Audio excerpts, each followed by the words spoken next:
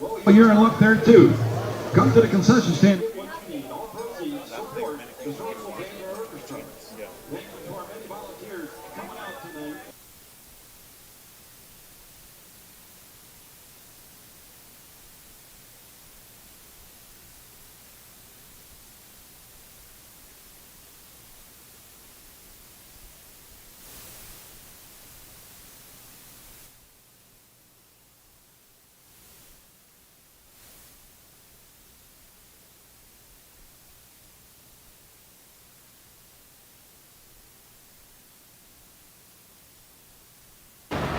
The following is a presentation of WCTV Sports.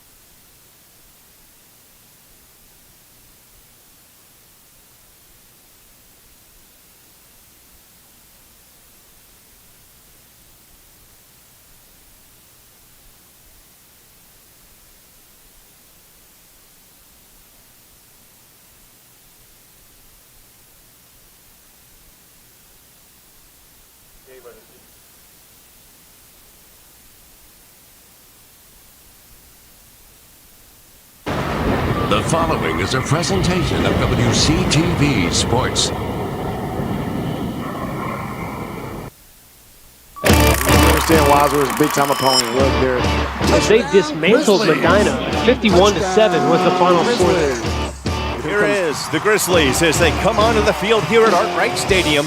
Look at Bryson Hall, number 16, the freshman quarterback for the Grizzlies. Goes over the middle. Intercepted by Madigan. 55-10 Wadsworth, but Wadsworth came out, handled their business, and they showed Dominique why they're one of the best teams in the area. Caught, touchdown. These boys are in shape, these boys are strong, and they definitely are playing some quality football here this season. He's going to get into the end zone for a touchdown. Jacob Ernest. Woo.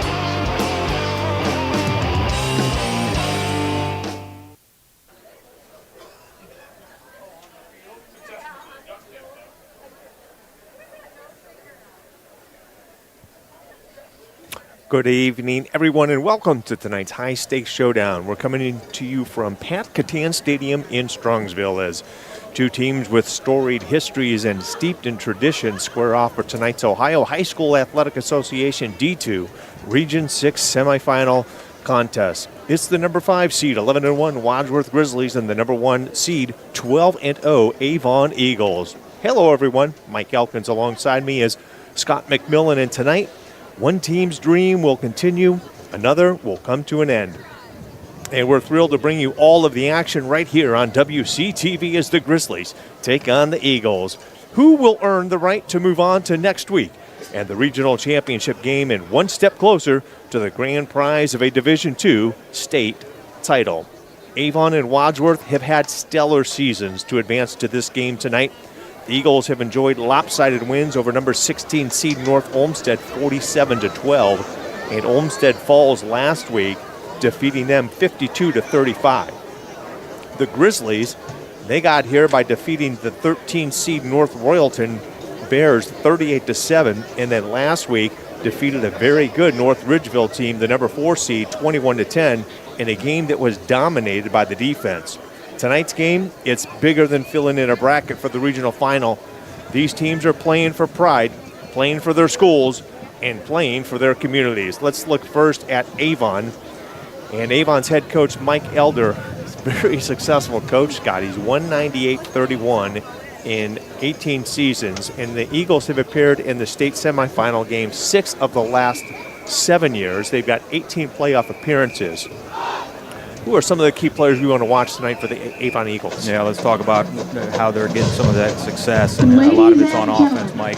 Their offense this year, Avon averaging 40.6 points a game, 7.7 yards per carry from scrimmage there this year. Only 2 times did the offense fail to score at least 40 points this year. That was week 2 against Camp McKinley. Close game there, 21-14 victory for Avon. And then week 13, they beat Glenville, storied Glenville, 13-12. Close one there. And we mentioned before, there were really only 2 close games of the season right there. Eagles have a well-coached offensive line. They're athletic. They're big and physical. The group is very organized, plays very well together. The offensive line features 6'3", 295-pound Cincinnati Bearcat commit Jeremiah Kelly and 4 others who weigh between 235 pounds and 270 pounds. And behind that offensive line, it gets almost better. The quarterback's Nolan Good. He's a 6'1", 200-pound senior. He's a 3-star recruit. He's a 3-year starter. He has completed 161 of 249 passes this year for 2,727 yards, 27 touchdowns, 6 interceptions.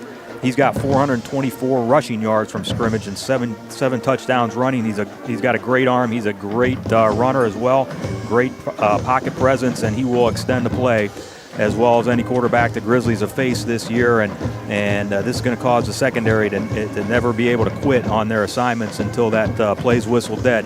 Nolan Good is a Kent State University commit, so he's another Division I player. He's backed up by running back Keontae Smith. He's a junior, only 5'8", but excellent scat back with power. He hits a hole on the dive extremely quickly. He's great vision, sort of hides behind that big offensive line we talked about. The Grizzlies are going to have to team tackle him, and they cannot allow him to gain yards after contact. Yeah, we'll take a timeout here for the national anthem performed by the Wadsworth Grizzly Band.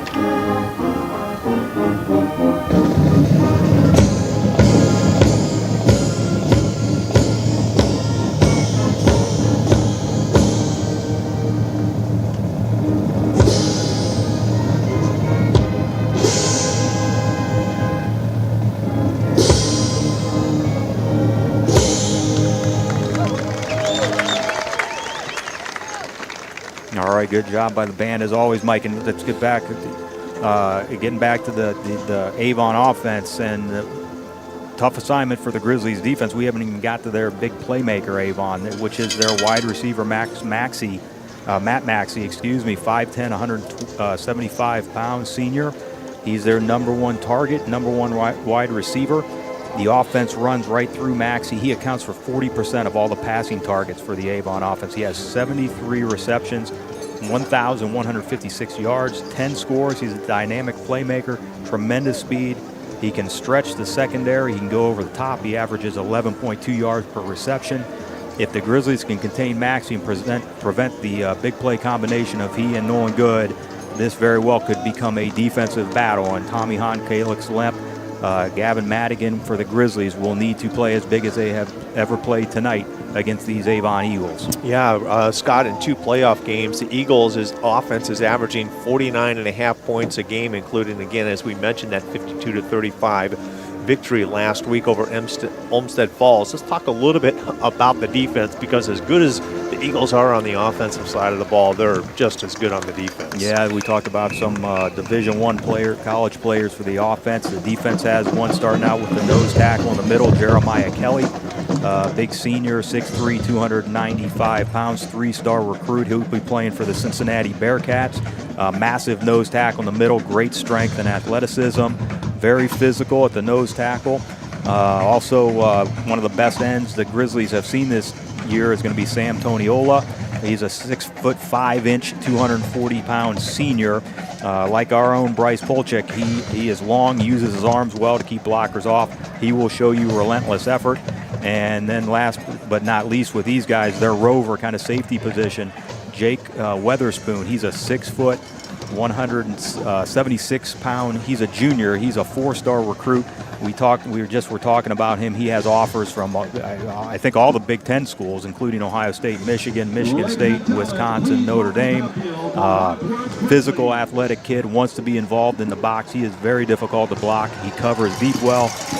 Maybe a nice combination of Gavin Madigan and Caleb Slemp as Avon coming on the field now. But they have a linebacker, Ryan Skolarski, has offers again from several MAC schools, and they don't miss anything with their kicker either. Owen Warwick is 59 for 59 on PATs. He's 5 for 7 this year on field goals, Mike. Yeah, that's the reason they're number 1 in the state. They're strong on both sides of the ball, and here are your Wadsworth Grizzlies, Suburban League National Conference co-champions, as they come into the regional semifinal tonight at Pat Catan Stadium in Strongsville to take on the number 1 team in Division II in the state of Ohio, the Eagles of Avon High School. The Grizzlies are ranked 15th statewide, and they come in as the number 5 seed in Division II Region 6. Now, last week, the Grizzly offense sputtered a little bit, and it's been a point of focus, as you know, all week long with Coach Todd, and it's important for this offense to convert, Scott, tonight on 3rd downs.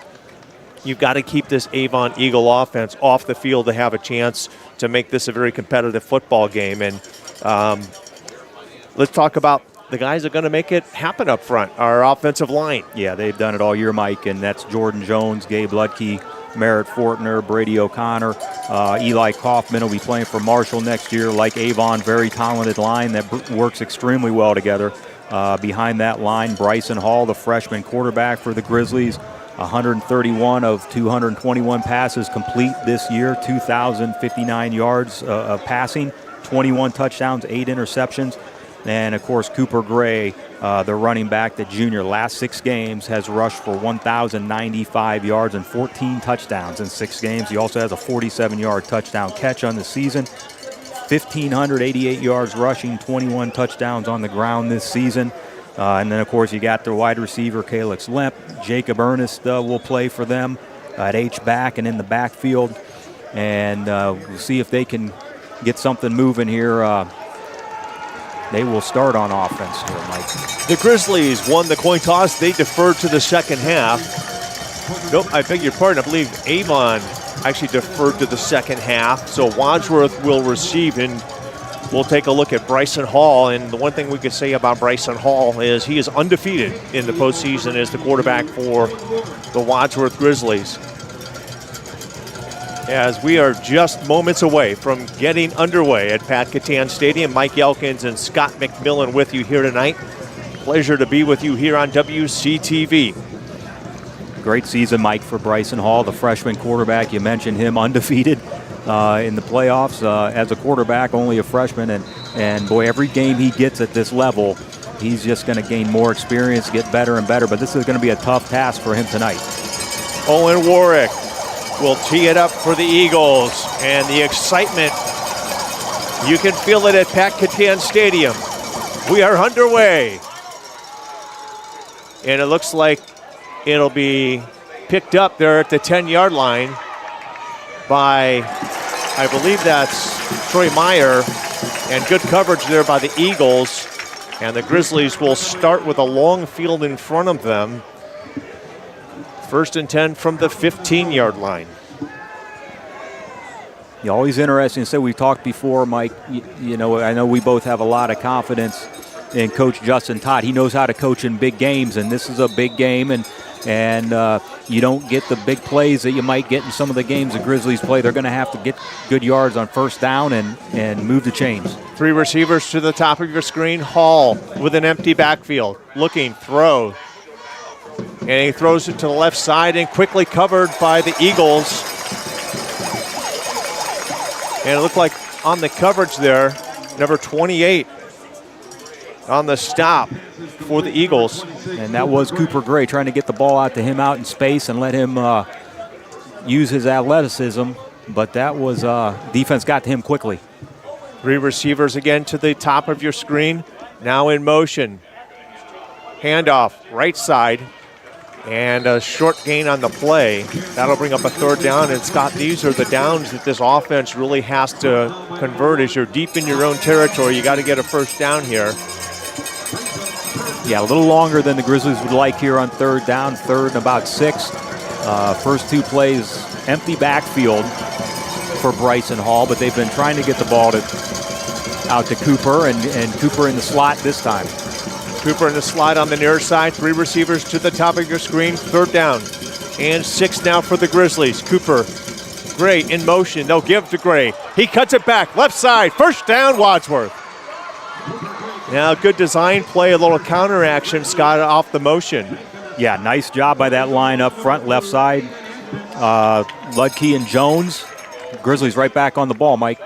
In motion again is Gray. This time, same play, and he's cut down by number 16. I believe that's Ty Kaufman, the 6', 190-pound junior linebacker. Yeah, looked like the same play, and it looked like good blocking again by the left side, and just a nice play by Avon there, solo tackle. So 2nd down, a short gain of 2 on the play. 2nd down and 8 now for the Grizzlies. Again, an empty backfield set for Wadsworth. 3 receivers to the right. Ernest in the H-back. Wadsworth with that high-tempo offense. Hall, ball's tipped at the line of scrimmage and will fall incomplete. Pass was intended for, I believe, Cooper Gray, and knocked down by that big defensive line of the Eagles. Yeah, dangerous there. I was looking, it looked like Avon in a man-to-man defense behind that front 6, Mike, and they're just going to go athlete on athlete with the Grizzlies, and maybe the Grizzlies can get some guys open, some receivers open here. And you know Wadsworth, Bryson Hall going to have to get rid of the ball quickly, and I'm sure he's looking to do that, get the ball out to the flats and see if our athletes can do something with it. 4 receivers to the top of your screen, 1 receiver near side. 3rd down and long now for this Grizzly offense. Cooper Gray in motion. They'll look, throw, pass is incomplete. On the coverage there was number 2, Aiden Atkins of the Eagles, and the defense forces the Grizzlies to punt. Yeah, nowhere to throw there, nowhere to throw. Got rid of it quickly, but again, Avon in that man-to-man, and they're taking away the short stuff here. Grizzlies forced to punt. So Jack Dinwiddie will come on for the punting duties of this Grizzly offense. On the punt, number 42, Jack Dinwiddie.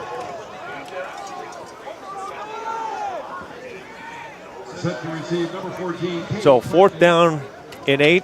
The drive stalls after 18 yards. Little short pass on that 3rd down. Mike Avon was not surprised by that at all. They were looking for that. So, you know, the Grizzlies will see that up in the booth. They'll make adjustments. Avon is just defensively, they do such a great job of flying to the football. And ball's loose. Loose on the ground, and looks like Avon will recover, and Avon with a break there. I thought he would fair catch that. Able to haul it in after bobbling it there, juggling the punt off the foot of Dinwiddie. Yeah, he bobbled that on the catch. I don't know that he ever fielded it cleanly. And you're right, Mike. Dangerous pass or dangerous play there. You'd like to fair catch that in traffic. So Nolan Good. But even so, he bobbled the catch. So it'll be 1st down and 10 now for Nolan Good at the 41-yard line of the Eagles. Empty backfield. Motion to the far side. Quick throw on the outside, and nice tackle there by Tommy Hahn, I believe, on the stop. Nice play by Tommy, and that's what you want to do is keep everything in front, no big plays for the Avon Eagles. If you're the Wadsworth Grizzly defense, keep everything in front, but they still get 5 yards. Yeah, still a good gain for the Eagles on 1st down. Brings up 2nd down, and they'll give him 5, 2nd and 5. Now look at Nolan Good's numbers. He's just an outstanding quarterback for this Eagle football team. He's a Kent State commit, Two receivers to the top of your screen. Good, looking left, lets it go. Pass is complete. Good enough for a first down. He needed to get to the 49, and he got just about the 48.5-yard line. Inestroza on the coverage there for the Grizzlies. And again, keeping everything in front, but the Grizzlies only rushing 3. And so you'd like to maybe not give as much of a cushion there on these little slant routes, little hitch routes for Avon. Good under center this time. They'll give it to the left side. The ball carrier, their number 7, Keontae Smith. Keontae Smith with a gain of about 3 on the play, and 2nd down and 7 now for the Eagles. And this is an offense, Scott, that they really want to control the tempo. They want to control the line of scrimmage and really win the time of possession war tonight. Yeah, and they're used to hitting some big plays, though, too. The Grizzlies have to minimize those, if not eliminate them altogether. Motion now to the near side. Good, throws, near side, pass is caught. Pass is caught there by Matt Maxey, the number 1 target there of Good, and a big play for the Eagle offense, and first down, and this Eagle offense just continues to click. Yeah, nice throw right on the numbers. Nice catch by Maxey. A little stiff arm on Gavin Madigan. You don't see Gavin miss too many tackles, but yards after catch for Maxey. Yeah, 2 receivers to the top of your screen. And first down and 10, ball is placed at the 29-yard line of the Grizzlies. Good, now in the shotgun. We'll give to Keontae Smith off the left side. And a host of Grizzlies make the tackle. I think Jacob Ernest might have been in there first. Jacob Ernest, 2nd in Medina County in tackles this year from that linebacker spot. Boy, he's had a tremendous season. He really has, and nice play there. And that's looked like pretty good defense there by the Grizzlies, but still about a 4-yard gain from scrimmage by Smith.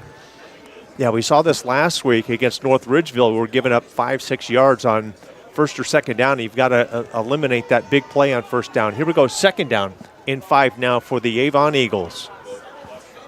Nolan Good directing traffic for the Eagles. He's looking left, far side. Pass is caught on the far sideline, and he's going to be stepped out of bounds, I believe. They give him a touchdown. Touchdown Eagles. They strike first in this regional semifinal. Yeah, it goes back to how important it is on that point of contact, making a tackle, not letting them go, and I think it's tough to see the number from where we're at, Scott. Yeah, far side.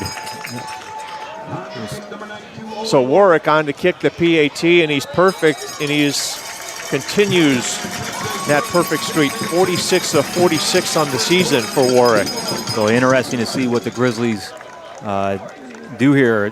Not a lot of resistance there on defense on that drive by Avon, and the Grizzlies, I mentioned, rushing three kids on the line, their front 3 up front, and a lot of cushion wide, and if you give up a lot of cushion, Avon's going to make a catch in front of you. You got to make the tackle. I need to correct myself. Owen Warwick is 60 of 60 on the year now in PATs. And that last one looked like not a great snap. Good hold. So you credit the long snapper and the holder as well. When you go 60 of 60, Mike, you're doing something right, and very consistently. Yeah, and he's not many field goal opportunities on the season for Warwick. He's 5 of 7, but he is definitely a reliable foot for the Eagles. I think Troy Myers is deep for the Grizzlies on the near side, as Warwick will tee it up.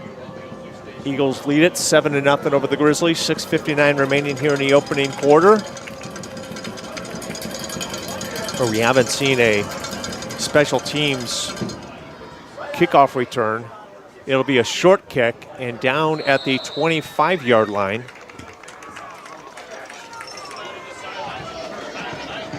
And so the Grizzlies will take over there, looking to answer the score of the Eagles. I mean, you look at this Avon Eagle offensive line, Connor Bingham at center, 270. Their right guard, Addison Hanna, 235. Right tackle, Ian Engelhardt at 240. Left guard, Max Hawks at 270. And Jeremiah Kelly, the left tackle, at 295. Jeremiah Kelly goes both ways. He also plays the nose. 3 receivers now to the near side. Motion. Give us to Madigan. Madigan around the right side. Tries to turn it up the corner. Gets a gain of about 3 on the play. Boy, it's good to see Gavin Madigan in the backfield again. Yeah, we need him on. I know he jumped on the defense a couple of weeks ago after coming back from that injury. But he's a kid, as you know, Mike. We need to get him on the field as much as he can in as many situations as he can. So you're right. Good to see him back on the field on the offensive side of the ball. And no gain on that play. So 2nd down and 10. Madigan again in motion. This time Hall out to Lemp. Lemp loses the ball. It'll be incomplete, I'm sure. That's got to be incomplete. That's got to be incomplete. They're going to call it a catch. They're going to call that a catch and a fumble, and I can't believe it. Yeah, we'll take a replay and we'll look at it as John's spinning the dial downstairs. Madigan in motion, trying to get the linebacker to flow that way, and Lemp trying to get him out in open space, and that is not a fumble. And he's got to make a football move. Boy, he doesn't make a football move. And so the Eagles get the break on the turnover. And that's a tough one there, Mike. Yeah, that's they're in the red zone of the Eagles, so Good will line up in the shotgun behind Bingham. Handoff left side. And stacked up there by the Grizzlies on the run there was Cam Wendell, the 5'10", 180-pound junior. And Avon, of course, going to try and wear you down up front. We mentioned their big offensive line. And you know, I think the Grizzlies, their strength with their defensive line a lot of times, Mike, is just their quickness. And so I'm sure they're going to try and use that to their advantage. But it's a short gain there on 1st down, but short field here for Avon. 2nd down and 7 now for the Eagles. Good looking left, throws, and it passes incomplete, but there's a flag on the play. We might have illegal motion. No. False start against the Eagles. So we'll take it. Yeah, we'll take it. We'll push them back, and that'll be 2nd down and 11 now for Avon. And, you know, something we've seen all year long, Scott, with this Grizzly defense, that bend but don't break mentality. Yeah, that's part of that, you know, rushing 3 and keeping everything in front of you, and the field shortens up down here for the offense. Good. We'll look left.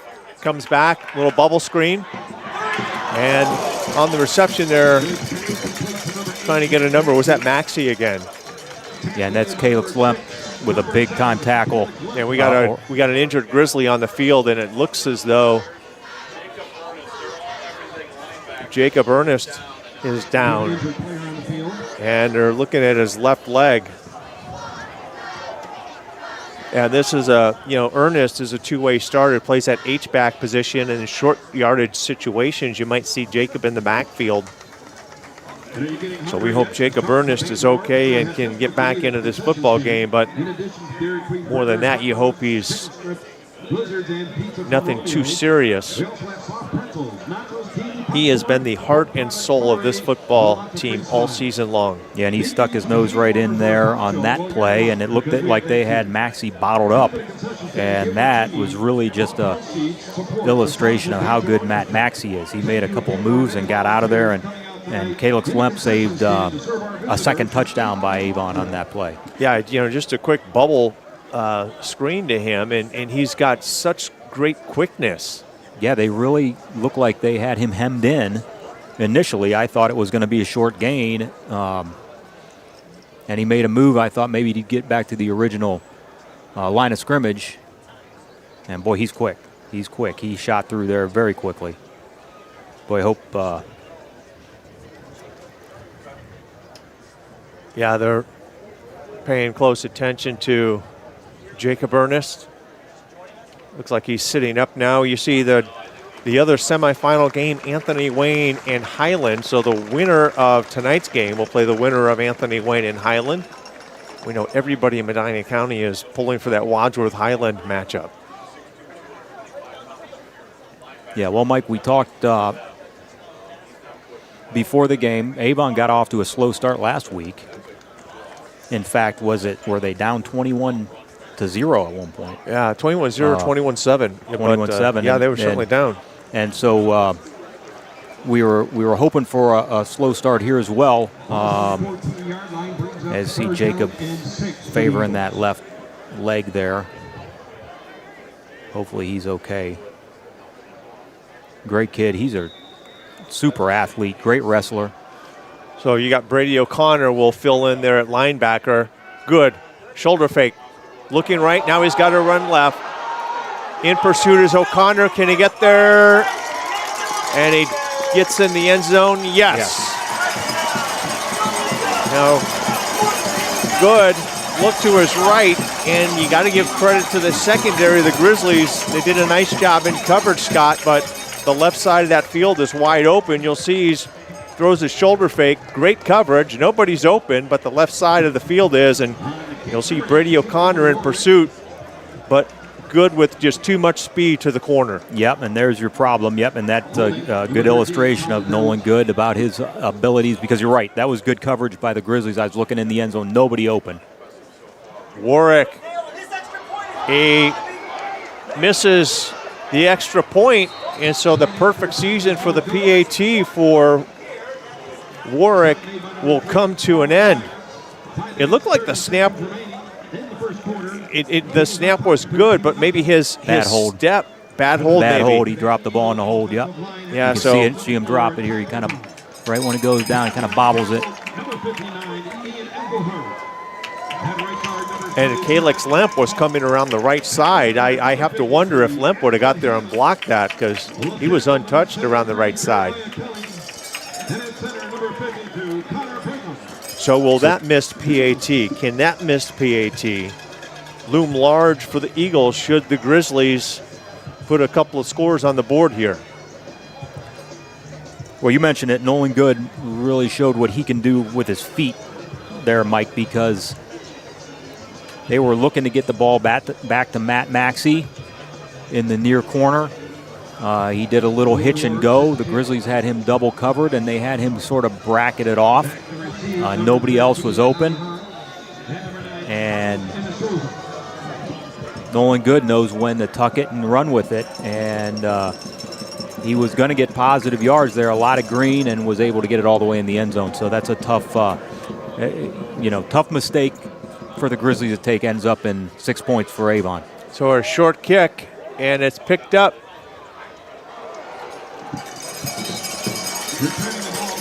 Picked up by Grady Hughes. Big drive here. Yeah, I hate to state the obvious, but we need at the very least a couple of first downs here and move the sticks a little bit, see if we can get it into Avon territory and see if we can do something from there. Yeah, missing Jacob Ernest now on the offensive side of the ball. Not only do you miss his ability to receive, but bigger than that, Scott, is his ability to make big blocks for us. So, yeah, that's exactly right. And every time I do these games with you, Mike, I talk about how much I love that H-back, and they always have somebody like Ernest, and he's so good there. And now you're going to miss that, at least for the time being.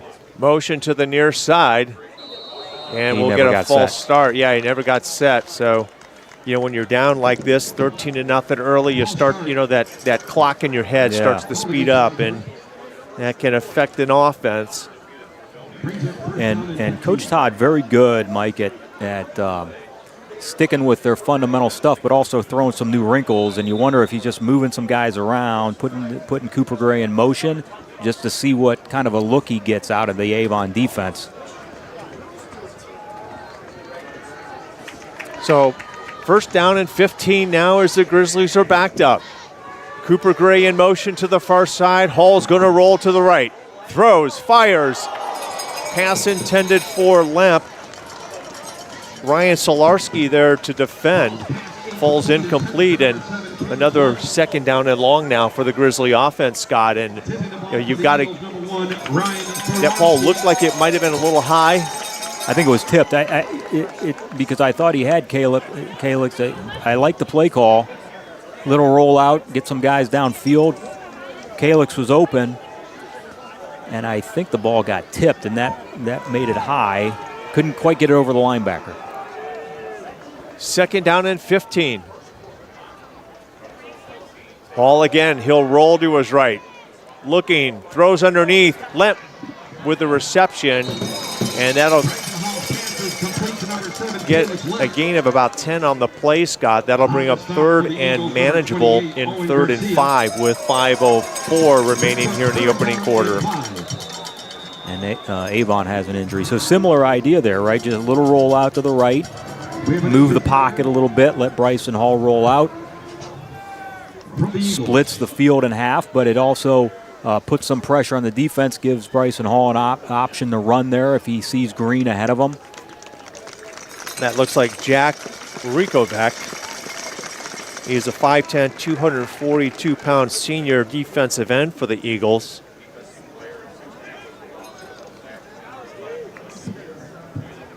Ball set at the 25-yard line, brings up 3rd down and 5.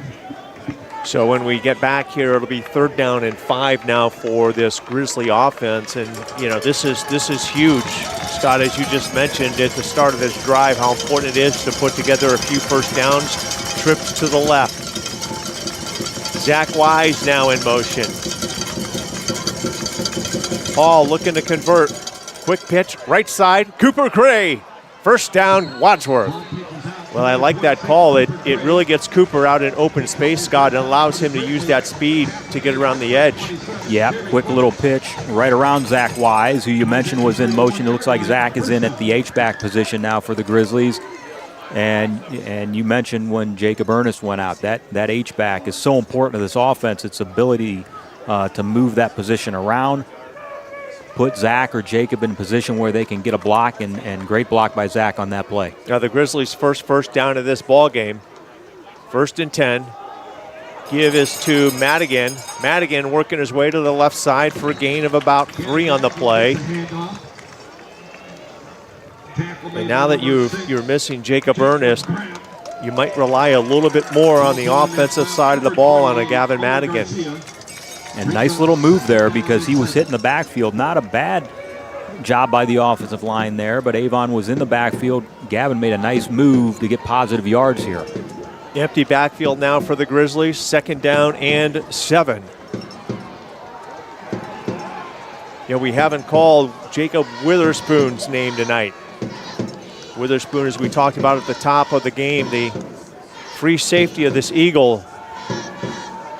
Hall stepping up in the pocket. He'll tuck it away. Hall to the 40. He'll get hit and dropped at about the 43-yard line, and it'll be close to a 1st down. And they're going to move the chains. So Bryson Hall steps up into the pocket, tucks it away, and gets enough on his feet for a 1st down for this Grizzly offense. Great play there by Bryson. Stood in the pocket, saw what he got. He didn't have anything right off the bat at the top of his drop. And he tucked it, saw some green ahead of him, and took a hit, but got the 1st down. 3 receivers now to the right side. 1st down and 10. Ball placed at the 42-yard line. Give is to Madigan. Off the left side, Madigan breaks a couple of tackles, and he'll get the ball to midfield. The Grizzly offense starting to find a rhythm, Scott. Yeah, and Gavin getting the ball. He gets his shoulders going upfield, going north-south. That's what you like to see. Maybe not the quickness of Cooper Gray, but he'll go north-south and get you positive yards. That's a nice pickup on 1st down. It's going to be 2nd and short. Yeah, 2nd and 2, and you know, the other thing Madigan does is he's not afraid to hit you. He'll let you know that you've hit him. Here we go, 2nd down and 2 now. 3 receivers to the right, empty backfield, 2 to the left. Hall looking, tucking away. Hall with space to run, gets enough for a 1st down. Witherspoon tries to rip it out, I beg your pardon. That is Ryan Solarski trying to rip the ball out of Hall's hands. It's a 1st down, Wadsworth. And you're right, getting a little bit of rhythm here, and some of it is because of Bryson Hall, his willingness to tuck the ball and run. Avon in that man-to-man defense in the secondary, so once Bryson Hall gets across the line of scrimmage, he's got some room to run there with the Avon Eagles all in man and watching their receivers. Wadsworth for the first time tonight in Eagle territory.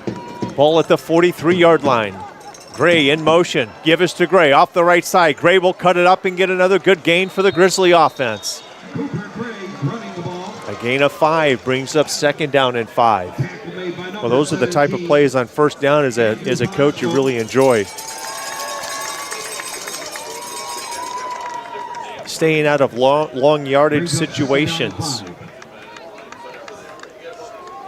And this is what the Grizzlies obviously are going to have to do. Pick up positive yards, no mistakes, no penalties. McNeil, Lemp, and Wise to the near side.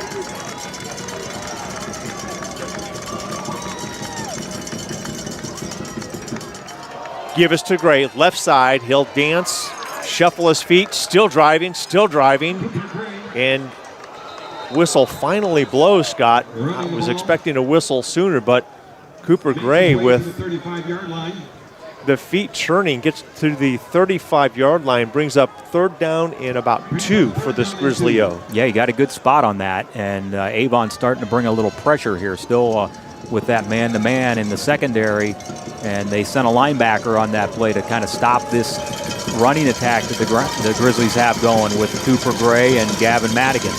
Empty backfield now, Mike. Yeah, empty backfield. McNeil, Lemp on the near side along with Zach Wise. Madigan in motion. He'll come to Bryson Hall's left side option play. Give is to Madigan, and it's well played by that Avon defense. Yeah, that's a tough. That's what you don't want to do is go backwards, and you got to time that up so well. And boy, that's a really nice play when it works. But I think not really the Grizzlies' bread and butter, and well defended, as you said, by Avon. And now you got a decision here with 4th and a long 3 here, maybe. Well, good news for the Grizzlies on the 4th and long is that it's the end of the quarter, so Coach Todd and company will talk about in the offseason the accountability to self and to each other. Well, Mount Union. And they're deep into their community. They're deep into the youth program, deep roots. Yep, family, focus. Mount Union has had such a great Division III football program in Ohio for so many years, and these coaches have learned that. Bryson Hall quickly out of the huddle to the line of scrimmage of the Grizzlies. 4th down and 3. The Grizzlies showing quite a bit of motion. Hall throwing over the middle. He got a man open, and he overshoots Zach Wise over the middle, who was wide open. Boy, they had the right call there, Mike. Shifted on into an unbalanced look on the right. Yeah, he had plenty of time to get rid of it and just overshoots Zach Wise. You know, Bryson Hall wants that one back. And now we'll ask this Grizzly defense to stop this Avon Eagle offense, who lead it 13-0. We're underway here, just starting the second quarter. Coach Todd so good at just a couple of new plays, a couple of new wrinkles there, different looks, and he had one there. And boy, in a game like this against a team like Avon, you gotta convert on that, and they weren't able to do it. Here's Good at the 37-yard line. Good looking to throw, and it's almost intercepted through the hands of Tommy Hahn. Oh my goodness.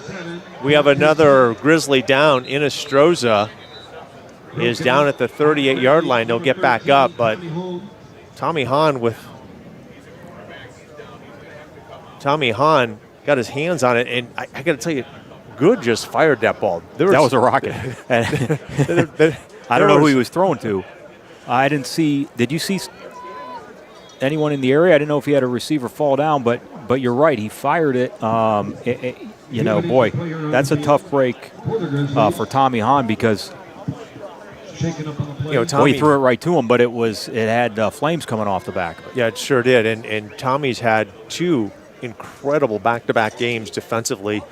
Last week at North Ridgeville, I know he had about 4 pass breakups and 1 in the end zone. And the week before against North Royalton, several PBUs and just blanket coverage on the corner for Tommy Hahn. And I think what happened was Tommy was reading the quarterback and saw him loaded up there, and he saw a receiver in front of him, and he was running the cover of the receiver, and maybe Nolan Good had a little miscommunication with the receiver. He thought he was going one way, and Tommy Hahn was going where the receiver went, and Good fired it right at him, and otherwise that probably isn't an interception. Yeah, there was a receiver there, but it looked like he might have fallen down, and Tommy Hahn was right there, and not sure if we can check the entry on Inestroza, but he was on, Carlos was on the near sideline in coverage, and then I just looked down and he was down on the turf, so we hope Carlos is okay. And Carlos, if you remember back, I believe it was the Nordonia game, the Hudson game, making a great play in overtime that propelled the Grizzlies to a Suburban League win over the Explorers. Second down in 10 now from the 37-yard line. For the Eagles, Good in the shotgun.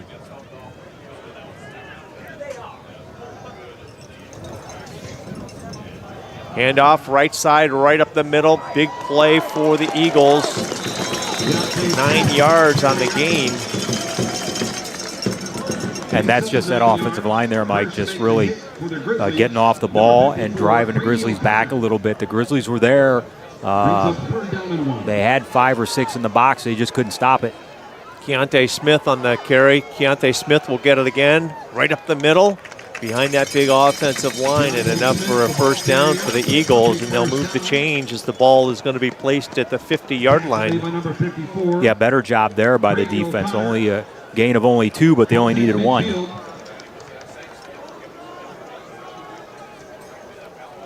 Smith again, ball carry off the right side, and that big offensive line just doing a great job providing enough running. And you know, Keontae Smith, not a big guy, right? So he can hide behind those big guys in that offensive line. Yeah, and those big guys just lean on you. I was watching Matt Maxey, the receiver out here on the near side. He gets off the ball so quick, it almost looks like he jumps a little. Came in, checked in on that last play. He's on that defensive end spot on the left side of that D line.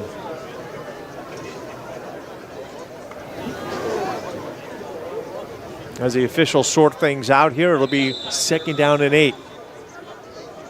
Smith in the backfield, behind Good. 2 receivers to the lower part of your screen. Lone receiver to the top. Good will give on a big burst on that right side. Enough for an Eagle first down. That was Cam Wendell on the carry. Wendell at 5'10", 180-pound junior. Yeah, I think Tommy Hahn on the tackle on the far side there, and another touchdown-saving tackle, I think. Avon running back had a head of steam there. Nolan Good will look to the right side. Quick out, caught, and tackled on the play is Madigan making the play.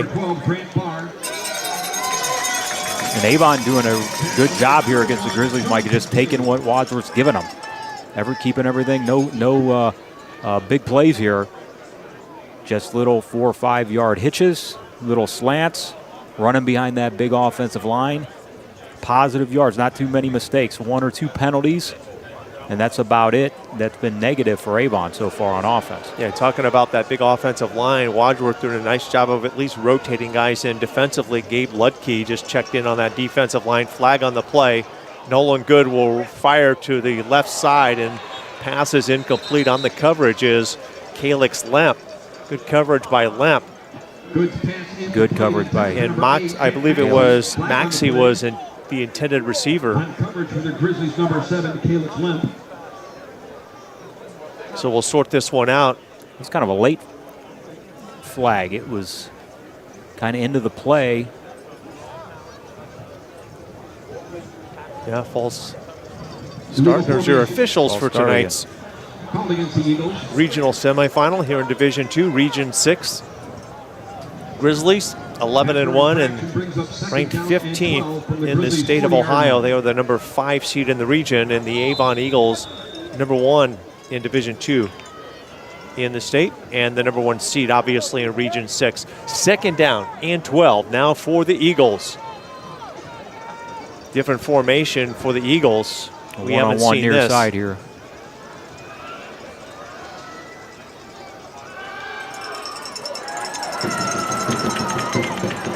Gavin Madigan on the stop. On the reception. I didn't get that number. Was that Maxey That was again? Maxey, yeah. And so Maxey in open field. This is a really nice play by Gavin. But look where Maxey comes from. I mean, he's just so quick. And one-on-one, you'll see him catch it. And Gavin does a great job breaking down. Yep, getting to his legs. And make Avon run another play here to pick up this first down. 3rd and 4. 3rd down and 4, as my partner just said. Ball at the 32-yard line. Good. Will give to Tavion, to Smith. Smith, left side. Touchdown, Avon. Now Deontay Smith found a lane. Goes up the middle, cuts it to the left. And nice blocking up front there, and they just seal that entire defense, got off. Yeah, Wadsworth just getting knocked back there, going backwards, and like you said, nice seal. They sealed everything, and Smith sees that. He's going to make a cut to the left and see green and hit it. So Owen Warwick back on for the PAT. 3rd attempt of the first half. Kick is up, and it is good.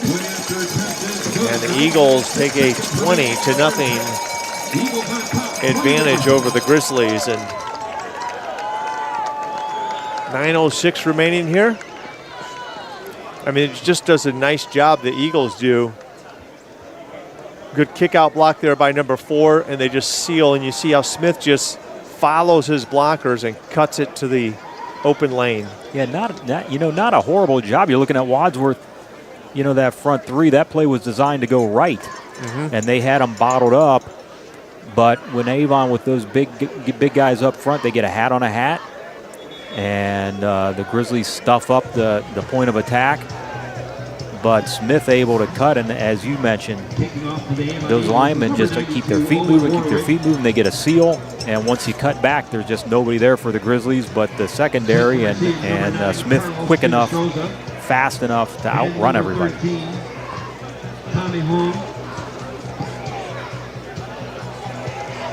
So Wadsworth will definitely need to answer here before this one really does get out of hand. Avon up 20-0.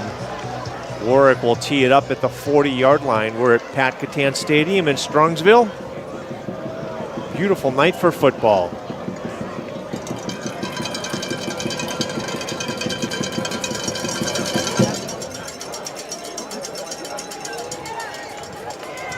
Myers will get it at the 2. Myers up the middle, and he's going to be wrestled down. So we'll see what they do on offense. They had a little something going last drive. The difficulty here is it's going to be another long field for the Grizzlies. You got to be so patient against a good team like Avon. You know, you can't expect to have big chunk plays. They just got to take, again, kind of like what Avon has been doing. Take what the defense gives you. And Bryson's done a really good job of getting some yardage with his legs. To see if that can continue. Avon looks like they're in that man-to-man with the secondary. 3 receivers now to the right side, motion with Cooper Gray. And we got a flag on the play. I know Cooper probably did not get set. False start called against Wadsworth. I'm not sure, Scott, if my eyes weren't on the offensive line. I don't know if it was a lineman that jumped, or if they're saying Cooper needed to get set on the motion. I think it was Cooper again. I think you're right. And you mentioned it the last series or the series before. Sometimes you just want to do something here. It's the Avon defense and the score and the situation speeding you up just a little bit. Well, I think they wiped it off, huh? Well, it's on Avon.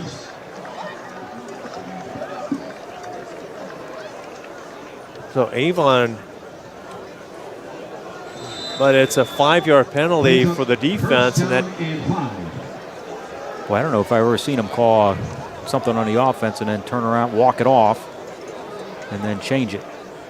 We'll take it.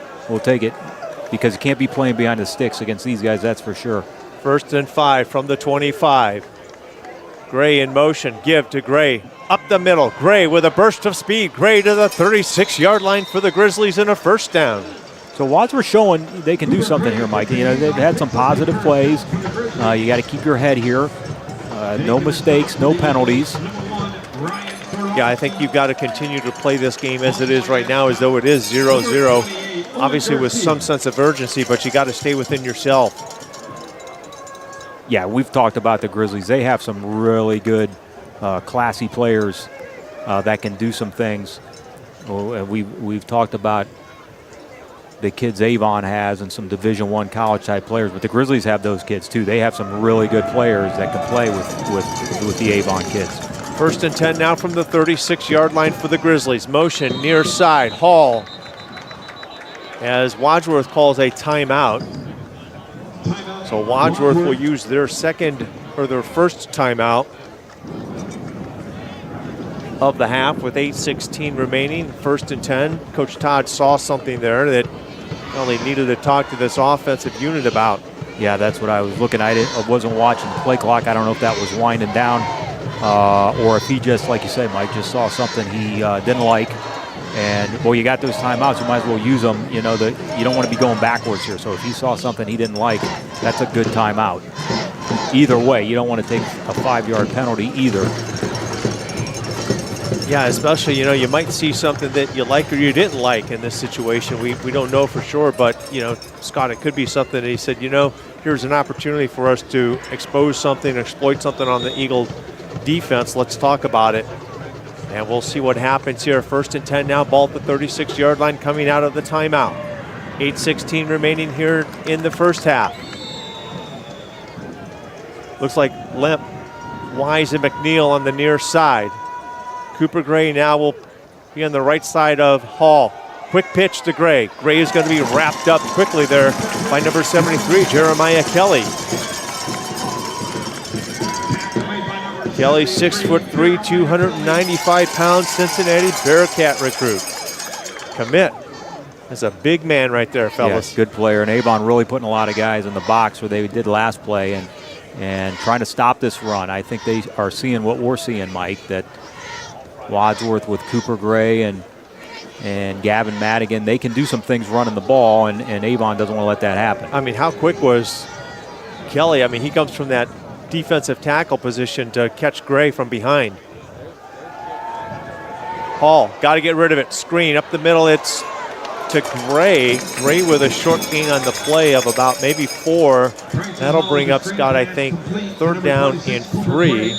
We had roughing the passer, I believe. We have a flag on the play. Yep. So, yeah, it would have been a manageable 3rd down anyways. But you're right. They roughed Bryson Hall.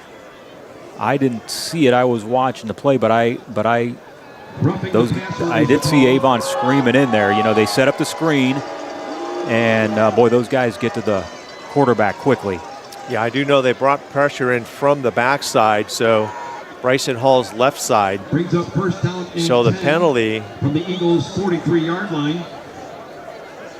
So the penalty will put the ball in Eagle territory for the Grizzlies. 2nd time this half. The Grizzlies looking to convert on this drive with a couple of gifts now from the Eagles, penalized twice on this drive. And you really need to convert here, Mike, with this. We've turned this into some pretty good field position. Avon fans didn't like that call, but it's funny. I guarantee you they didn't see it either. They're just booing the flag. I think there's a problem with the clock right now. We're hearing that it should be 7:25 on the clock. It shows 7:20 here at Pat Catan Stadium. They've made that correction, and now we'll get back to play. Ball 1st and 10 for the Grizzlies at the Eagle 43-yard line, looking to get on the board in this regional semifinal. Hall left side to Cooper Gray. He's going to be quickly wrapped up there by a couple of Eagles. Yeah, that's just a lot of speed on the Avon defense there. That's a play that the Grizzlies run, and they get yards out of. They had good blocking by the receiver. I didn't see who the receiver was out ahead there in blocking, and he did a good job, but the Avon linebackers and secondary kids closed quickly. 2nd down and 10 now. 3 receivers to the right. Cooper Gray in motion. Give is to Gray, left side. And Gray continues to fight. There's going to be a flag on the play. And I love the heart of Cooper Gray. I wonder if they got a face mask or something there. I couldn't see it. Yeah, they all came flying. Yeah. Face mask. And the flag I know came from the back judge first. And he probably had the best view at it. So the 3rd penalty on the Eagles in this drive for the Grizzlies. And that's what you need, is you need some mistakes by Avon. Put the pressure on them. You know, we talk about the Avon offensive line, Mike. Jordan Jones, Gabe Ludke, Merritt Fortner, Brady O'Connor, Eli Kaufman for the Grizzlies. They're pretty good too. Yeah, and they're absolutely. getting a hat on a hat, you know, and getting a little push up front here. 1st and 10 now from the 25 for the Grizzlies. Zach Wise now in the pistol behind Hall. Hall, look, right. Pass is caught by Madigan. And enough for a 1st down. Nice play. Madigan just on a quick slant there. He settles in the open spot, and Hall finds him. And, you know, Lemp also, I think, might have been open on that play. So this offense finding its rhythm and getting some open spots on the field. Nice now, throw by Bryce. Sorry, Mike. That's right, Madigan now in the pistol behind Hall. Give to Madigan. Running behind that big offensive line, and he'll be stopped by a host of Eagles. Solarski on the stop. Also coming up there, I believe, was big number 77 there for the Eagles. So a loss on the play of 1. Eagles starting to send some pressure. I was going to mention the play before they sent pressure, and a really nice read by Madigan as the receiver and Bryson Hall as the quarterback. Madigan just stepped in the slot that was vacated by the blitzing Avon Eagle and made the reception. Hall looking left, throws, got a man in the end zone, caught, touchdown, Wadsworth. Now we got a flag down, and I'm afraid that, no, I think that's on the Eagles. I think we got a hold on the Eagles. Yep. Now Wadsworth finally finds the end zone. Bryson Hall to Reese Simmons. Just that little wheel route that the Grizzlies like to run out of the backfield with Cooper Gray. Great throw by Bryson Hall, put it right on him. And whoever was guarding Cooper just got caught up in the mix. Couldn't get out to him. So Jack Dinwiddie now on for the PAT. Looking to close it to a 13-point deficit. Kick is up, and it is good, and we got a flag on the play.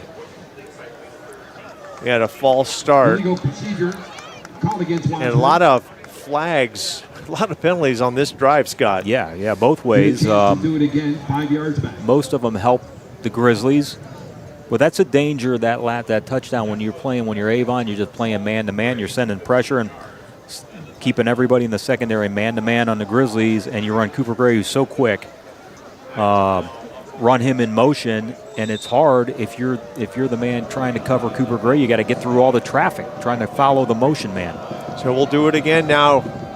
Dinwiddie's kick is up, and it is good. Now the Grizzlies cut the deficit to 13 after being down 20, and an impressive drive by the Grizzly. Yes, aided by 35 yards. Let's take a look at this. You are correct. It's Cooper Gray. I was incorrect.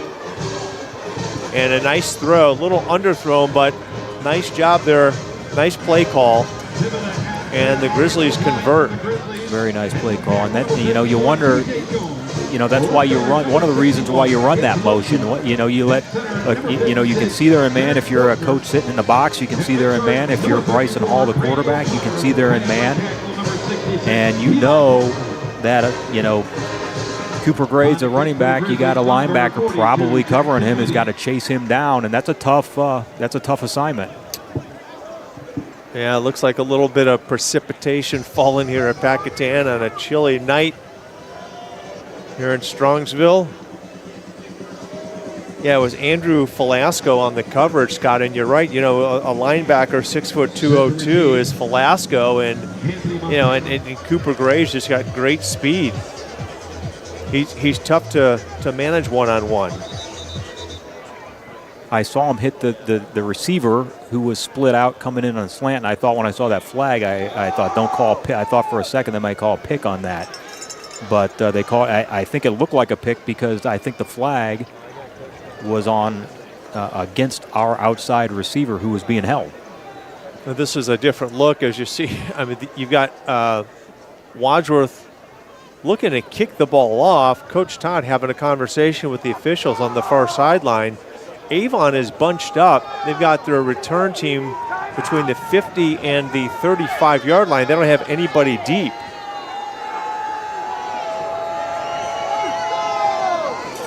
So we're not sure what the issue is there that Coach Todd is having a discussion with the officials. I hate to speculate. Yeah, I no idea. He doesn't look like he's happy.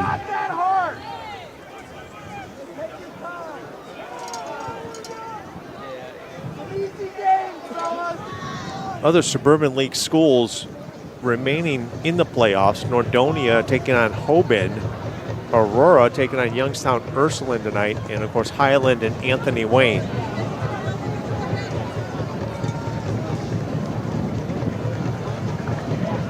So they moved something. I think the official went to the goalpost and not sure what's going on here. It looks like they grabbed the rule interpretation. I honestly didn't know they stashed that under the goalpost, so that's where they went.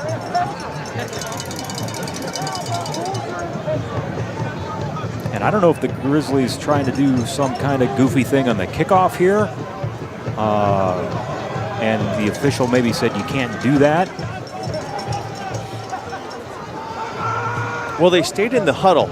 It didn't look as though they had went out like they typically do on kickoff teams, Scott, and I don't know if they had actually broken the huddle. But yeah, it looks like they're looking up a rule. Coach Todd will stay close to that conversation among the officials. Yeah, this is an interesting situation.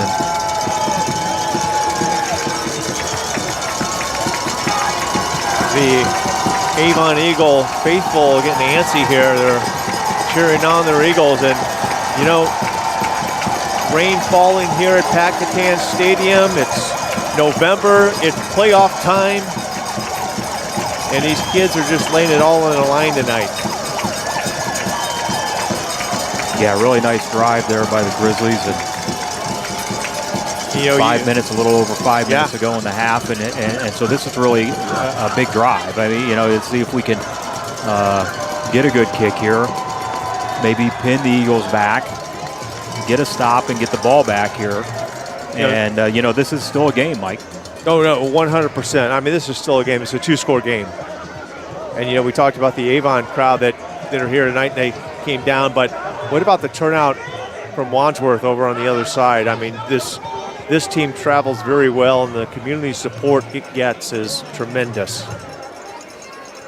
Yeah, and there's something going on with the rules here, obviously, and I'm not going to. I think Coach Todd's the wrong guy to debate on the rules, Mike. He's definitely not happy with the decision that has come down, and I'm not sure what the process is, Scott, in when there's a rule interpretation I mean, who has the final say? I'm assuming it is the officials on the field. It's not like Major League Baseball or the NFL where you have an independent person you go to, but even the officials are talking about it. Still, Coach Todd, not sure if he's satisfied with whatever decision was made, but we're going to find out here soon enough, folks.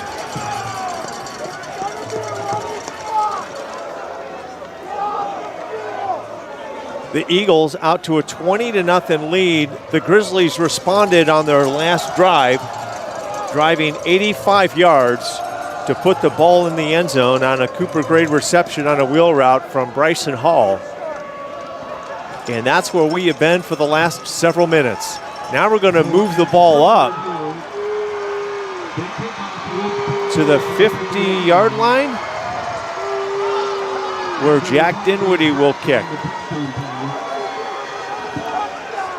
And now the Eagles, their deep guy is at the 25-yard line.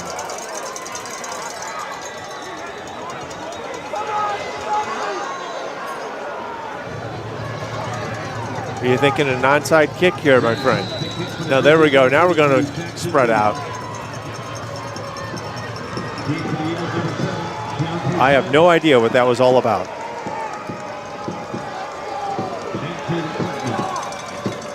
Dinwiddie will kick it away, and it will go through the end zone for a touchback for the Eagles.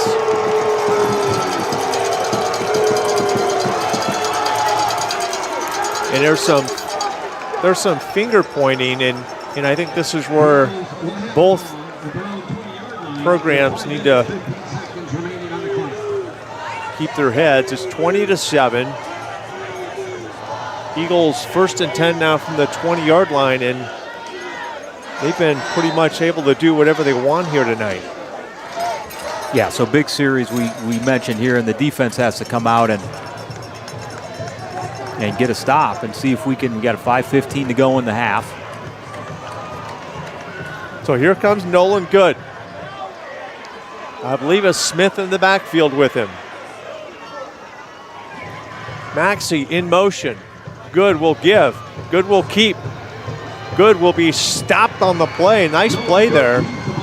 I believe that is 57. That's Carter Raymond. Yeah, nice play by him, and Calix Lemp cleaned it up a little bit. So that's a nice stop on first down. It's going to be 2nd and long. That's what we need, Mike. Carter Raymond in there for Bryce Polchek, who's out. Smith in the pistol. Behind Good, give us to Smith. He'll cut it left side, wide open lane. Smith to the 50, 40, 30. Cut it back. Big gain for the Eagles. That's Tyler Kaufman, I beg your pardon. 6', 190 junior. What a running lane there, and Kaufman just turns the Jets on. And those linemen for Avon, they know if they can just stay on their blocks for a second, they're going to get yardage running. Handoff up the middle now, left side as it cut. And the chain, Scott, aren't even set on the other side of the field. Yeah, they still not set. 2nd down and 5 now. We got a flag on the play.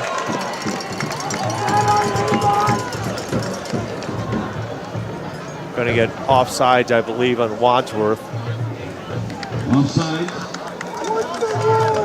Yeah, we talked about how important it was to eliminate those big plays against a team like Avon, and Tyler Kaufman with a big run puts the Eagles in the red zone. Good, quick out. Pass is fumbled That through might the be end fumbled zone. out of the end zone. That's out of the end zone. That's a touchback. That's a touchback. That's going to go to Wadsworth. Pass was intended to Grant Barr, and he says, Grant Barr says, I was in the end zone, and the official says, no, you fumbled outside of the end zone. We'll take another look at it. That's a huge play, Mike. And I don't think he was in. I mean, it's hard to tell from where we're at. That ball's there's coming no out. way he's in. Yeah, there's no way he's in on that. Yeah, that ball's coming out. You take a look at nice play on the coverage there. It looks like Grady Hughes on the coverage. And the ball is coming out. He throws it. He almost throws it. Yeah. And so what a break for the Grizzlies as the Eagles have a mistake offensively. So Wadsworth will take over. 1st and 10 now at the 20-yard line. 4 receivers to the left, 2 to the right. Bryson Hall with an empty backfield. Cooper Gray now will settle on the left hip of Hall. Quick pitch to Gray. Gray to the outside. Turn it up. Gray to the 30. And he'll be knocked out of bounds. A big hit on the play there. I believe that was number 11 on the hit, Jacob Weatherspoon. Well, that's a great run by Cooper Gray, Mike, because and now we got a flag, and I think that's we're gonna tack on more against Avon here. It looked like Avon was doing a little talking. So it's a dead ball foul, unsportsmanlike conduct against Avon. Well, that's, I mentioned Cooper Gray, boy, he had a defender in his face on the catch of that pitch. And he was able to make the catch of the pitch at almost a full run, make a quick cut and get going upfield. Really nice play by him. So Jack McNeil checks in. He'll be wide on the right side. Lemp will join him to his left. Zach Wise. So 3 receivers to the right. 1st down and 10. Ball at the 45-yard line. Wadsworth looking to put this one in within 1 score on this drive. 3:48 remaining. Gray will get swallowed up. Now the Eagles read that one. Looks like Jacob Graham on the stop. Yeah, I don't know if Bryson was reading this. It looked like he could have kept that and got some yardage upfield. That's Solarski. Had he kept that ball instead of handing it. Yeah, so that's a TFL for the Eagles. And now that puts the Grizzlies in 2nd down and long.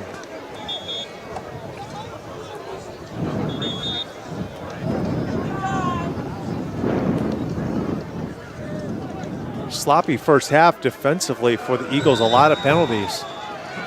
50 yards in the last 2 drives. 2nd down and 13. The option to Gray on the left side, and he'll be stopped for a gain of about 2. Yeah, well defended there again by the Eagles, so it's going to bring up a 3rd and long. I thought for a second we might have something on the far side there, but Avon strings that out. Yeah, they're just, they flow to the football very nicely. They're quick, they're physical, but we've also had some success against this defense, and we got to get back to what has been working for us. You got Lemp and McNeil on the right side with Madigan.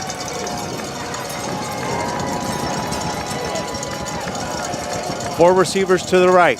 Hall rolling, right, throwing to Madigan, and it'll be caught at the 50-yard line, short of a first down by about 5. Yeah, I think you got to go for it here, Scott. And it looks like at least keeping the offense on the field and it either go for it or do their pooch punt they like to do. I thought Bryson threw it to the correct guy. Now they're going to punt, but I thought he threw it. Gavin was the guy that was open, but you mentioned it before. Avon closes so quickly and threw it to Gavin behind the sticks, and he wasn't able to get his shoulders going upfield and get the yardage needed there to move the change. So you got to wonder if a fake might be in order here as Gavin Madigan is in the backfield. Now we're going to call a timeout and talk about it. I think that's a good timeout. Well, I was just going to say, I'm kind of surprised Avon hadn't called a timeout. I was looking, they have 3 left and the clock's running because a minute and a half is plenty of time for their offense. So Coach Todd will use that timeout. They've got 1 left. Avon with 3 timeouts remaining. But this is a dangerous place, or right on the 50, Mike, and you turn it over to Avon here. That's a pretty short field.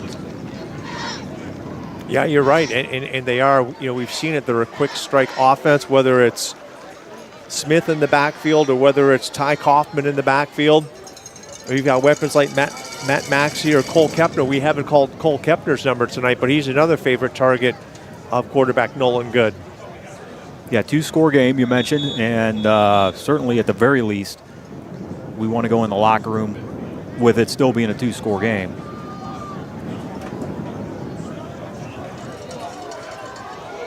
And, you know, you go back, should it only be a 1-score game? You know, we talk about that that fumble that wasn't a fumble, but here we go.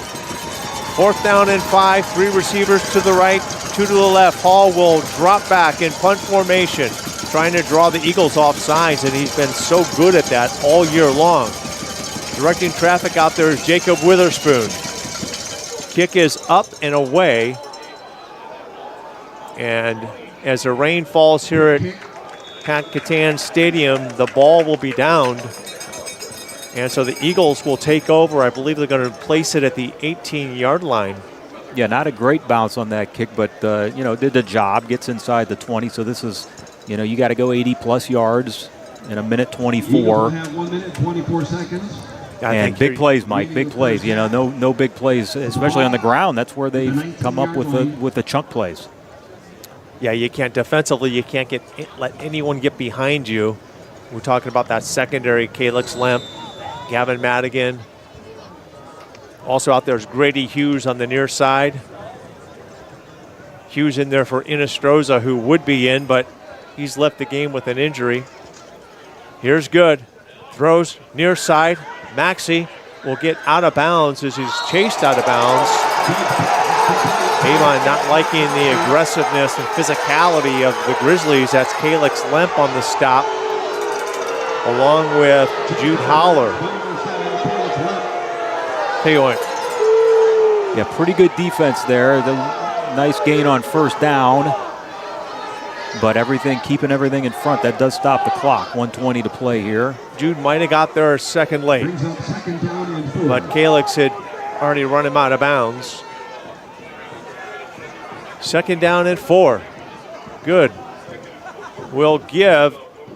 And over the right side off the tackle. Short gain on the play will bring up 3rd down. And wonder if Coach Mike Elder will use his timeouts here. Quickly back to the line of scrimmage. They have the ability to take the top off. They'll give up the middle. 1st down for the Eagles. Smith, I believe, on the carry. Yeah, I think he really wanted to get that 1st down before he called the timeout. But he used quite a bit of time before he did that the last couple of plays.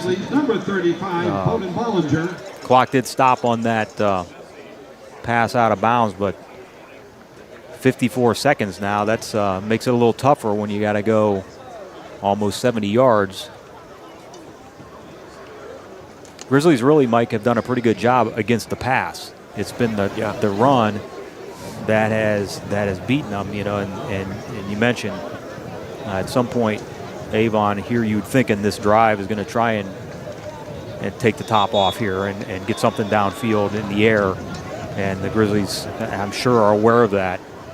But in the meantime, you got to keep everything contained, especially with Keontae Smith running the ball.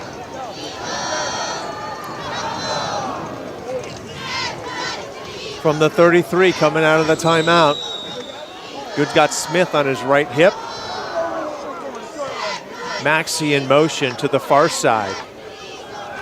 Good looking to throw deep.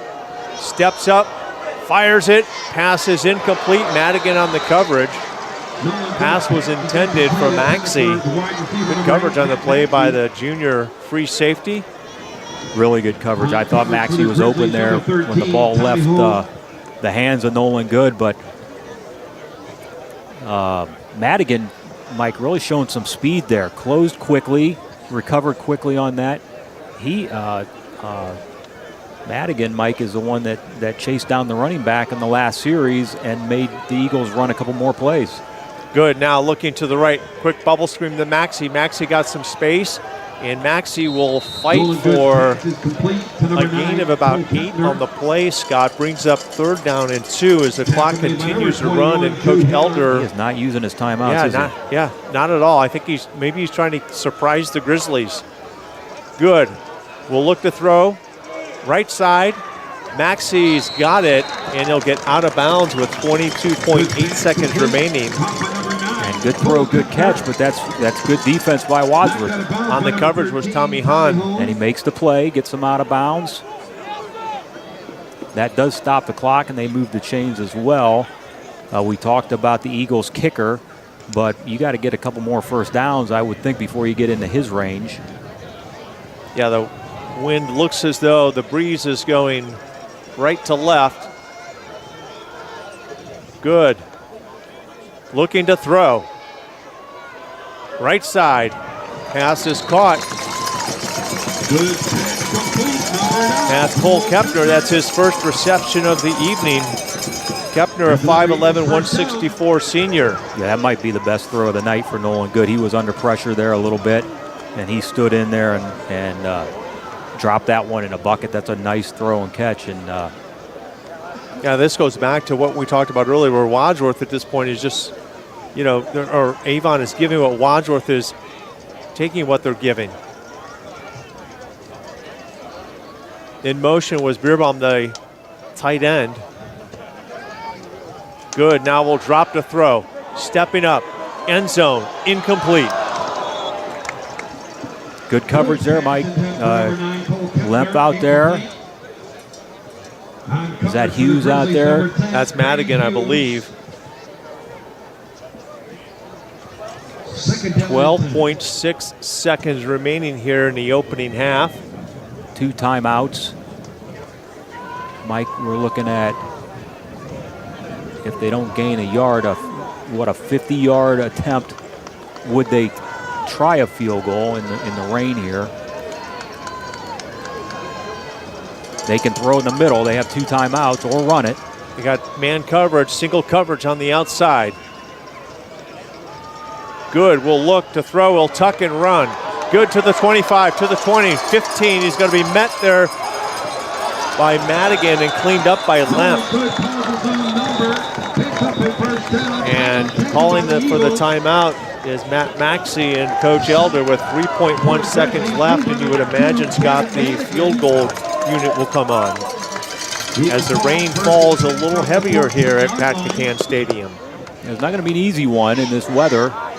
Nice run by Nolan Good. I don't know if that was a planned run or if he just felt the pressure and tucked it and went. I mentioned before they did have 2 timeouts. They still have 1 now.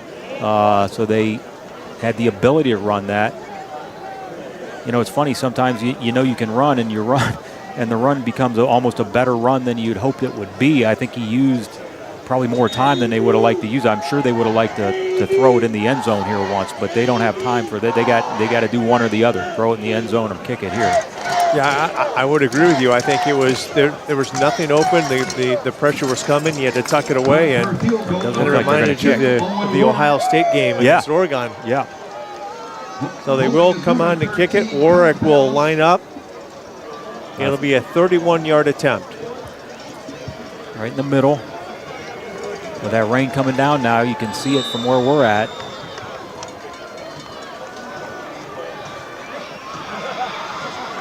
Snap is back, hole is down, kick is blocked. And it'll be downed. And that will end the first half as the Grizzly D steps up and blocks the field goal. They've done it all season long, Scott. Yeah, and that's a nice bright spot going in the locker room. Like, you keep it at a 2-score game. You'd rather it not be a 20-7, 13-point deficit, but it could be worse. And that's a nice stop by that defense against this high-powered offense going in the locker room. Now the Grizzlies with a solid second quarter. They go down by 13 headed into the locker room. Scott and I will be back here in the third quarter with the rest of the action from the Region 6 Division II semifinal. Enjoy the halftime show, folks. Take another look at the blocked field goal attempt. And hard to tell the number that kind of who might have got a hand on it. I mean, Warwick was 5 of 7 coming into this game on the season for field goals. Snap was good. Hold was down. Not sure if that was Tommy Hahn coming in and getting a hand on it or not. He was in there, yeah. There are 2 of them. Tommy was one of them. Good pressure by the Grizzlies. So, halftime, Grizzlies down by 13. We'll be back here at the start of the third quarter. Enjoy the halftime show, folks.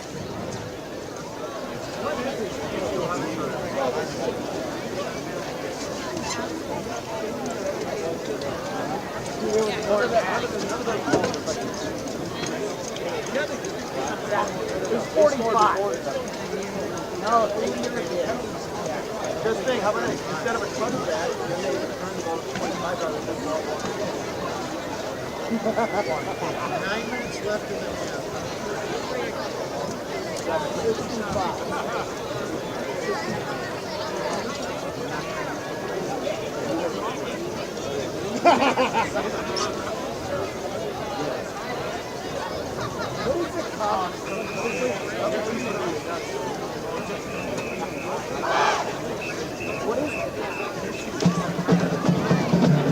Now, under the direction of Dana Heyer, Assistant Scott Cornholes, Percussion Director Ryan Louie, Percussion Tech and Arrangers David Seltzer and Adam Quinn, Color Guard Directors Jessica Corson and Vanessa Lloyd, and Student Teacher Sarah Plain. This is the 2024 Wadsworth High School Marching Band. On the field, the band is led by drum majors Jake Roebuck, Maggie Catafias, and Aaron Casey. Since starting her career on the children's show Barney, Demi Lovato has sold 20 million records. Jake Roebuck leads Lovato's Grammy winner, Confident.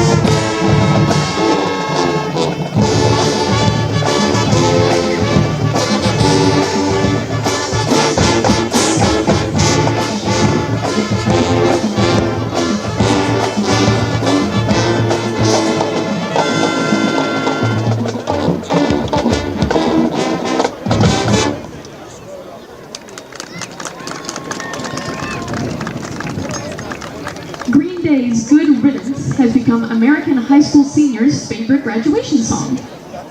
We featured Color Guard member Kristen Cetera as Aaron Casey leads Green Day's Good Riddance.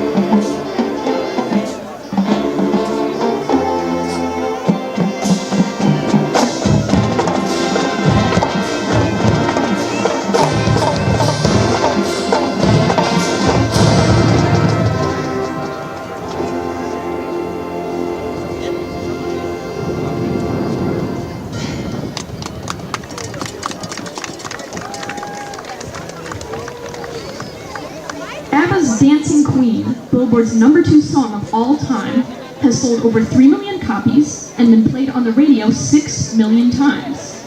Tonight, we feature our drumline as, once again, Aaron Casey leads ABBA's Dancing Queen.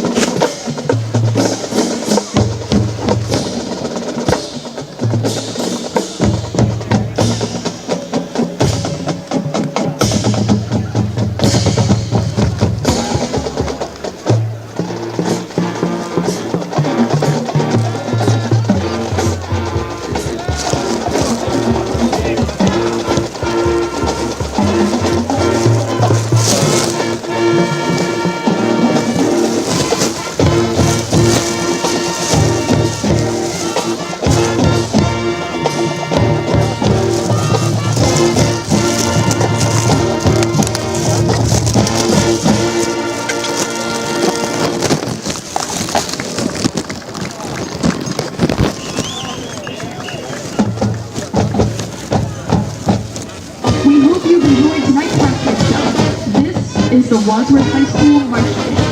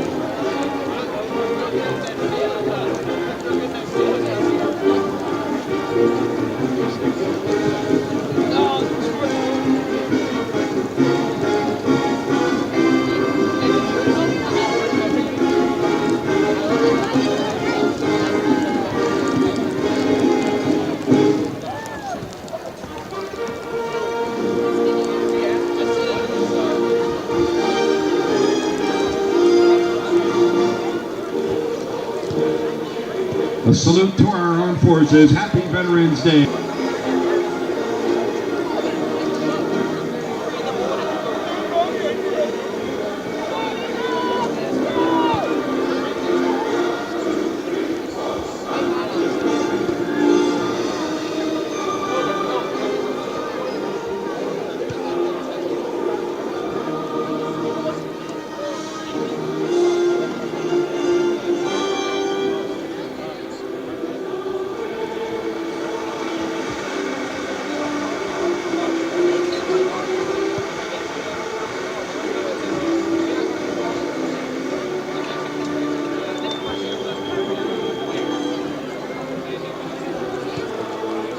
Welcome back from the halftime show here at Pat Catan Stadium. Mike Elkins and Scott McMillan with you. Regional semifinal between the 5th seed Wadsworth Grizzlies and the number 1 seed in Division II Region 6, the Eagles. They lead at 20-7. And look at some of the halftime stats. And Scott, is there anything here that really jumps out and surprises you with these numbers that we're seeing? Well, I think against this good Avon defense, I think the Wadsworth offensive stats are not bad. You know, you get 82 yards on the ground, 45 yards. You like some more yards passing, but you know, we expected this out of the Avon offense. They have really gotten a lot more yards rushing than we'd like. I think. I know, you know, 176 yards. Those are plays. We mentioned.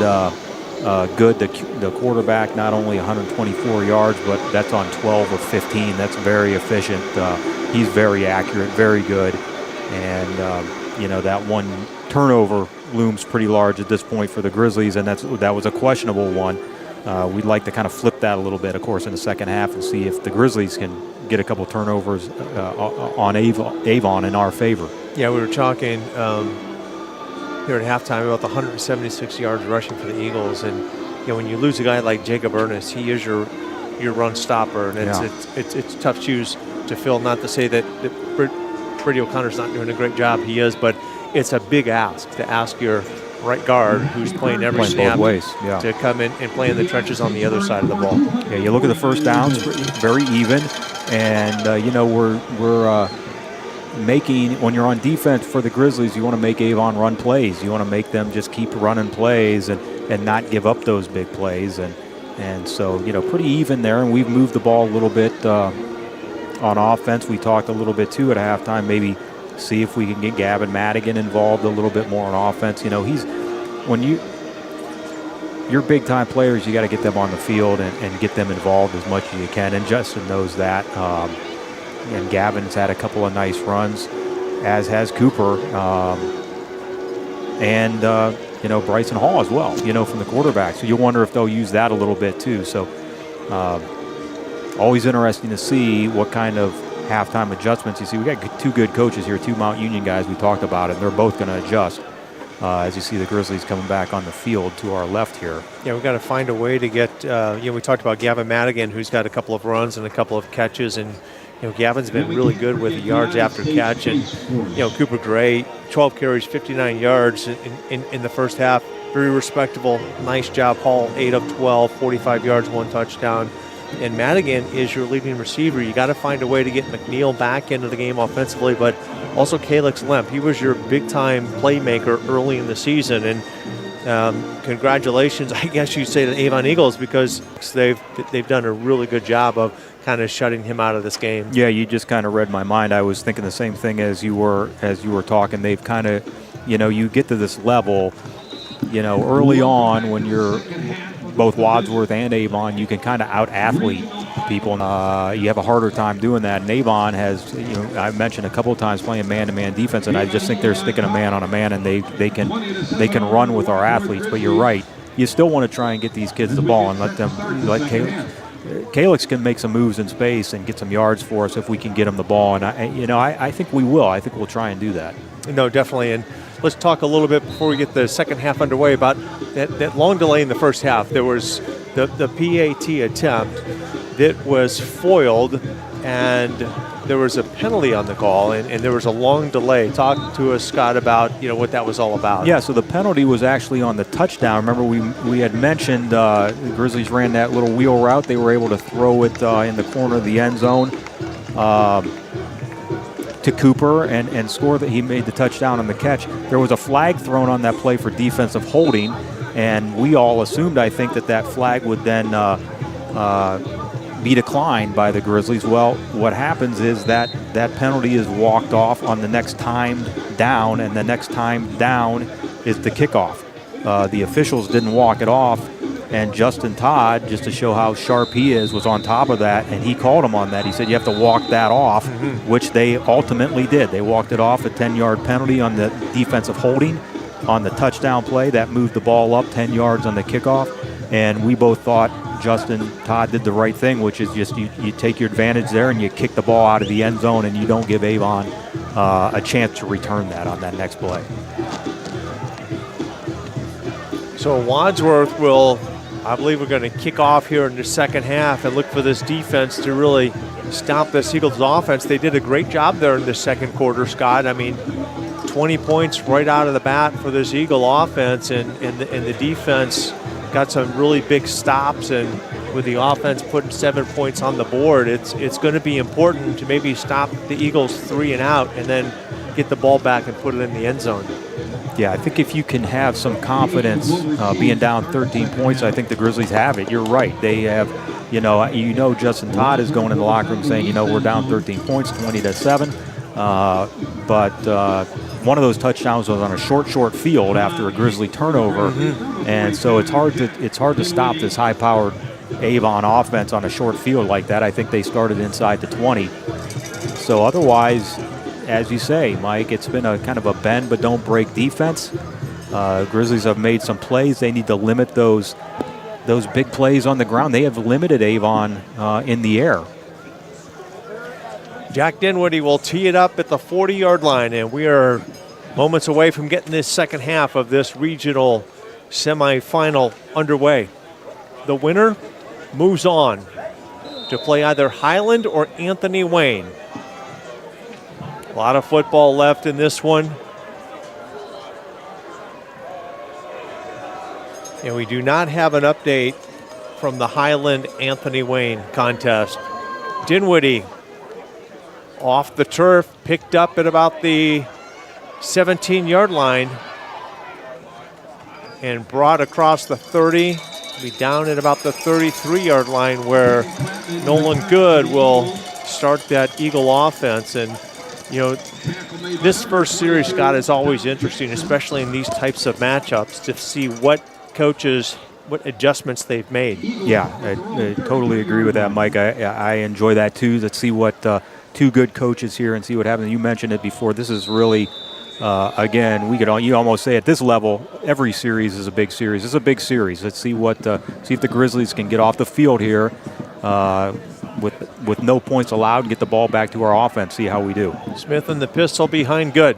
Two receivers to the top of your screen. Now Maxey in motion to the far side. Give us to Smith. Nope. Beg your pardon. Good's going to keep it. Off the right edge, turns it up for a big gain for the Eagles, a gain of about 11 on the play. And Grizzlies with one adjustment right off the bat. They had 4 guys up front, and it looks like they might be doing that again. They're looking at going from Grizzlies all year, Mike, 3-man defensive front. Now they're going with 4. They drop back off into 3. Yeah, but Eli Kaufman's on that right end. Good. Out to Maxey, and he'll be stopped on a good gain on first down. I believe Gavin Madigan in there on the stop for the Grizzlies. A gain of about 8. Calix Lemp on the stop.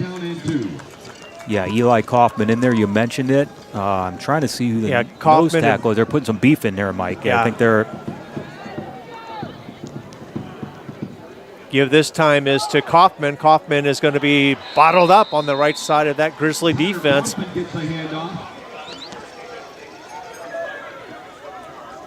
It's like Brady O'Connor, or number 84, in there on the stop. Number 35, Bowden Bollinger. That's who I was looking for. That's Anderson Tetzel. a sophomore. So 3rd down and 2 now for the Eagles. Money down for this Grizzly D. They look like they're bringing pressure. Give up the middle, and I think he's going to be. Well, they gave him a good spot. They gave him a really good spot. Yeah. Tyler Kaufman gets a handoff. He may get it on the spot, but it's close. They will measure it.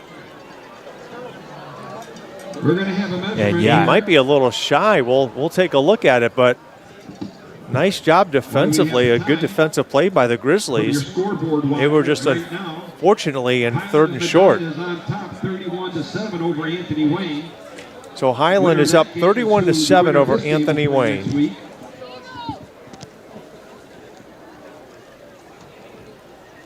So they'll bring the sticks out to measure this as the rain continues to fall here in Strongsville.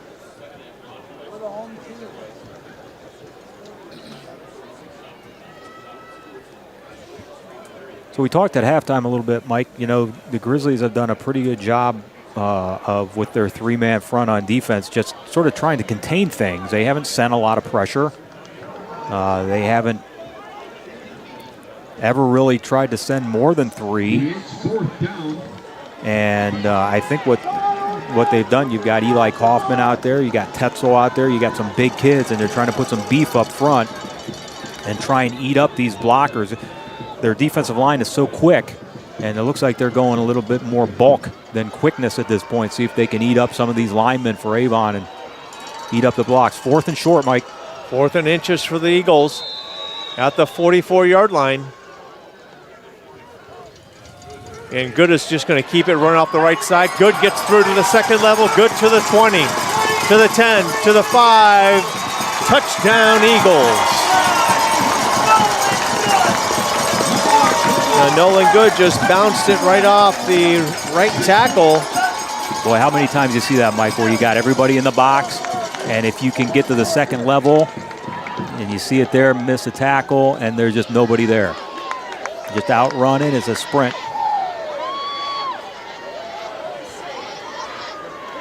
And just like that, Nolan Good puts the Eagles up 26-7 here early in the 3rd quarter. Using his feet, using his legs. Owen Warren on now for the PAT. Warwick's kick is up. It is good, 27-7. It's now a 20-point lead once again for the Avon Eagles. And you talk about adjustments, you know, what Avon did on 2 plays in that drive, including a really big 4th down, is put the ball in the quarterback's hands and let him run it. You know, fake it to the running back, put it in his belly, pull it out. Yeah, you see the play action here to Kaufman. He's just going to ride the belly, read, and then Kaufman with a nice kick-out block right there. And big number 73, Jeremiah Kelly, with a big block. And look, Avon blocking downfield as well. That's Grant Barr with a block on Tommy Hahn. And, you know, Scott, you're right. You know, these ball games is, you know, you get the ball in your playmakers' hands and you make them make the difference. Give them that opportunity. And Nolan Good certainly did that on that particular play. Yeah, he's a as his name suggests, really good player. I mean, he can throw it too. He's made some good throws. Their yardage has come on the ground tonight, Mike, but he can throw it as well. Myers will, he's got a, well, now they're going to call it a touchback. He was in the end zone. Yeah, you know, when you look at Nolan Good, he's approaching 3,000 passing yards on the season with this game here tonight. Which is an unbelievable amount. And, well, he threw a couple of really nice balls. And this isn't great passing weather, Mike. I mean, with the rain coming down. But this becomes another pressure-packed series for the Grizzlies. I mean, they got to at least move the chains. They cannot go 3 and out here. Yeah, I think you've got to get a quick strike. You have, I believe, Calix Lemp, Jack McNeil on the near side. 1st and 10 now from the 20-yard line for the Grizzlies. Bryson Hall. Call Cooper Gray in motion. Hall will throw. Pass intended for Lemp. Closing quickly there was Jacob Weatherspoon. And it's probably a good thing for Calix that might have been incomplete. Because Weatherspoon was just, he had his ears pinned back, Scott, reading that play. There's a good look. I mean, he's got, what did we say, 14 schools looking at him right now. Yeah, Bryson had pressure and had to get rid of that quick. Second down and 10. Hall will option to the left, Cooper Gray, and he'll be swallowed up on the right side of that Eagle defense. Yeah, trying to go short side on the option and outman the Avon defense with numbers over but that option they just haven't got much out of it. I think they've had 2 plays of negative yards on it, on the 3 that I remember, and 1 of 0 yards. So I think Avon thought that was third down. The punt return team was coming out on the field, and now they've got to talk about it because I think they may have the wrong personnel on the field on 3rd and long for the Grizzlies. And now there's a flag. And they may have 12. I wonder if somebody. Yeah, here's another question. Can you call 12 men on the field if they had called timeout? Well, or did somebody say something? It's hard to tell from up here, but I look down and it's 3rd down and their punt return team is going on the field. So we'll sort this out. What the flag is about. Will they pick it up and wave it off, Scotty? You're right. If they call timeout.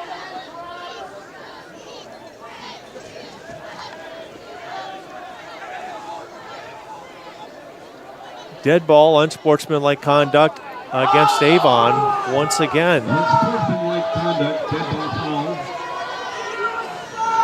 Called against the Eagles. Now that'll give the Grizzlies a first down, another 15-yard penalty by that Eagle defense. And I think, like you say, I think something was said. And, boy, Avon playing really well. And, boy, you just got to have some discipline because that gives us a first down, moves the sticks for us. Hall to Cooper Gray off the right side. Gray is going to be tracked down there by Jacob Weatherspoon. Yeah, there's Weatherspoon. Nice play against a run there. He just moves so well to the football. He's all over the field. Tremendous athlete here for the Eagles. Short gain on the play of about 1. Second down and 9 now for Wadsworth. I mean, you look at this, the talent on the Eagles, it's... Yeah, they got it all over the field. Yeah, they got it all over the field. I was about to say that's why they are ranked number 1 at this moment. Clock continues to run. 8:48, Bryson Hall. 3 receivers to his left. Will throw right. Ball's tipped and intercepted. Picked up by Aiden Atkins. Atkins will get the deflection. And right away, the Eagles on the turnover inside the red zone. Well, nothing you can do about this one. It's tipped. Yeah, you just had people in Bryson's face, had pressure. We'll see it. Yeah, just got to him quickly. And I think that was Jason Gillespie, the defensive tackle, that gets his hands up. And he deflects that pass, and Aiden Atkins there to pick it out of the air. And now the Eagles are just... They're in business, yep. Big, you got to keep them out of the end zone, or this will go the wrong direction quickly. Nolan Good with 2 receivers to the right. Handoff right side, Wendell. And ball's on the ground.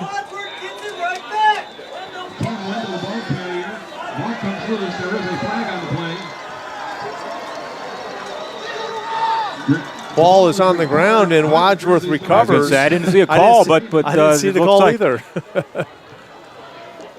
Yeah, I kept waiting for an official to point, and he never did. So Avon turns the ball over after the interception. Sideline warning, I believe, maybe for both schools, maybe? Grizzlies ball. Now, you know, there's a lot of emotions going high here. We'll take another look at it. As Wendell gets the handoff and cuts it inside, and it's Troy Myers and Gavin Madigan strip it. And Sean Kincaid in there. Wadsworth clearly on it. So turns Wadsworth right back over, right back where we started here a couple of minutes ago. Wadsworth with new life with 8:32 remaining here in the third quarter. 3 receivers to the left. Motion is Gray. Handoff, Gray inside. Gray with a good gain on first down of about 11. Picks up the first down, nice blocking. Boy, Yeah. Cooper runs so hard, he cuts well in the hole, and Avon's fast, but that's what we were saying, you know, we have good athletes too Yeah, like on I said, our side of the ball. there's a lot of similarities in Yeah. both of these programs. For a Grizzlies first down. It's hard to get good plays against this defense, though, isn't it, Mike? They're so fast. Well, when the opportunity comes in, what we have seen is that they're not disciplined. Yeah, And so if you can begin to have some success here, that could work to your advantage. They're showing blitz, they back off. Hall will look to throw to McNeil, overshoots him, and Yeah, that was a miscommunication. We got another flag down. We might have another roughing. Nope, hold on the Grizzlies. Yeah, I think that might be the, other than a false start, that's the first holding call for the Grizzlies tonight. And yeah, you had McNeil one-on-one out there, but the coverage was good. Yeah, and he stopped. He cut off his route. Bryson was expecting him to keep going deep.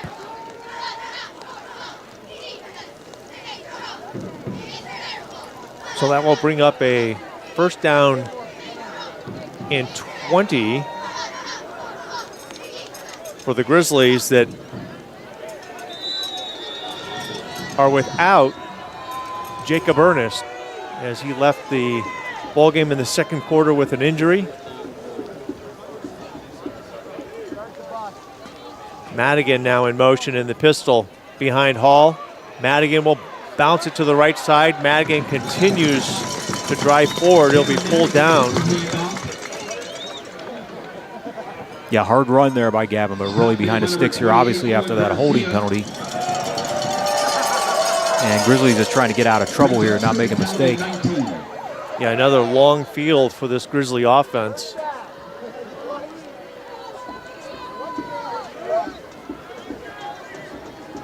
Second down and 19 now from the 18. 4 receivers to the left of Hall. Madigan again. This time, Hall will throw it. It's intercepted. And I just was going to say, Mike, their secondary is really feeling it, flying around. I just was about to say, you got to be very careful putting in the air here.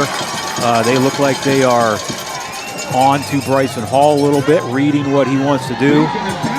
And that was a tough pass in traffic, tipped and intercepted off the tip. Yeah, they're not biting on the play action, and Alex Rivera just sitting back there and is in the right place, picks the ball off, and now the Eagles 3 turnovers within just a few minutes here to start this second half, and not what either head coach wants to start this third quarter, Scott.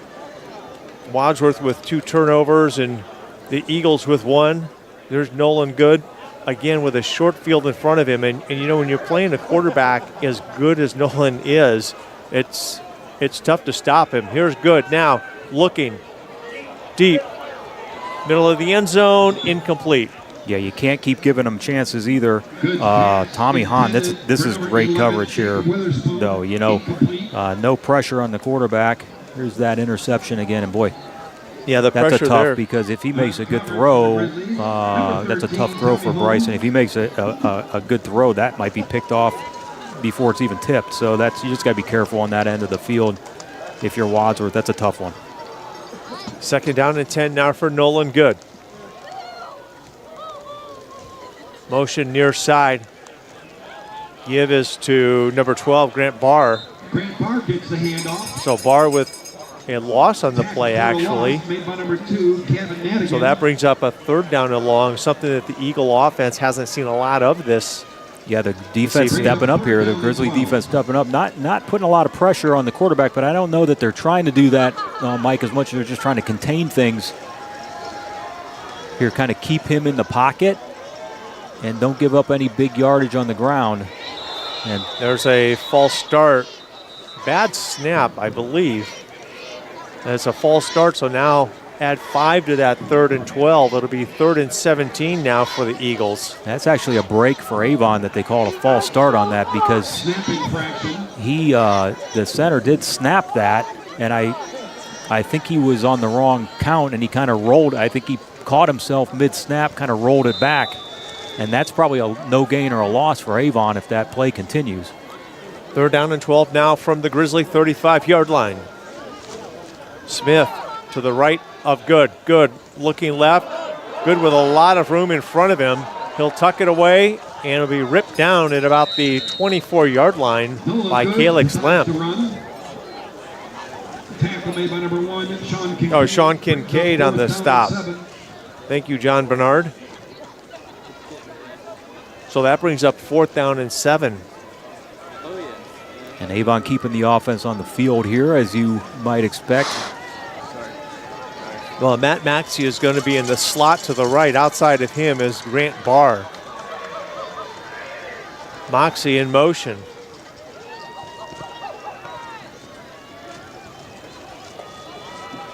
Play clock at 5. And they were trying to get the Grizzlies perhaps to jump offside. Timeout taken. And they'll take a timeout. And I don't know what they were trying to do there. Maybe trying to get them to jump offside, but that doesn't get them a first. It does get them a shorter 4th down try on this 4th and 7.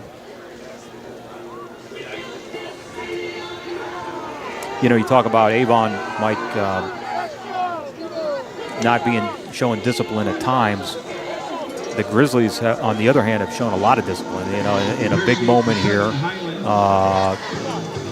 we talk about the number of Division I talent that Avon has in different positions all over the field on offense and defense. The Grizzlies have stood up right with them, and they are playing their hearts out here. And it's a 27-7 deficit for the Grizzlies, but boy, it doesn't seem that big of a deficit yet.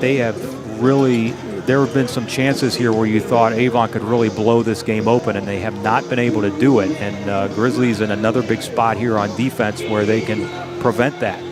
Yeah, it'd be great to get a turnover on downs right here. 4th down and 7 as we come out of the timeout. Ball at the 25-yard line of the Grizzlies. Good got 2 receivers to his left. He'll look, throw, left, caught by Maxey, and it'll be a 1st down for the Eagles.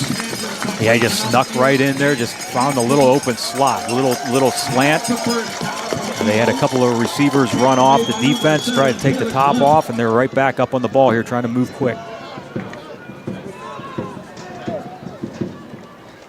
They'll give to the inside. I believe that's Cam Wendell on the carry, I believe.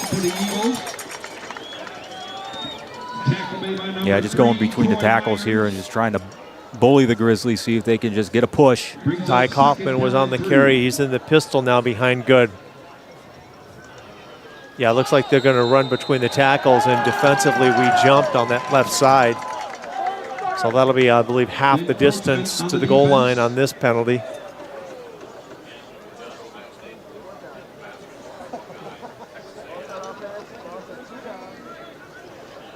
Yeah, you know, when you're going up against an offensive line that is big as Avon is, they begin to wear you down. They definitely have a size advantage, and we've talked about it, you know, they're very good at the fundamentals of blocking. And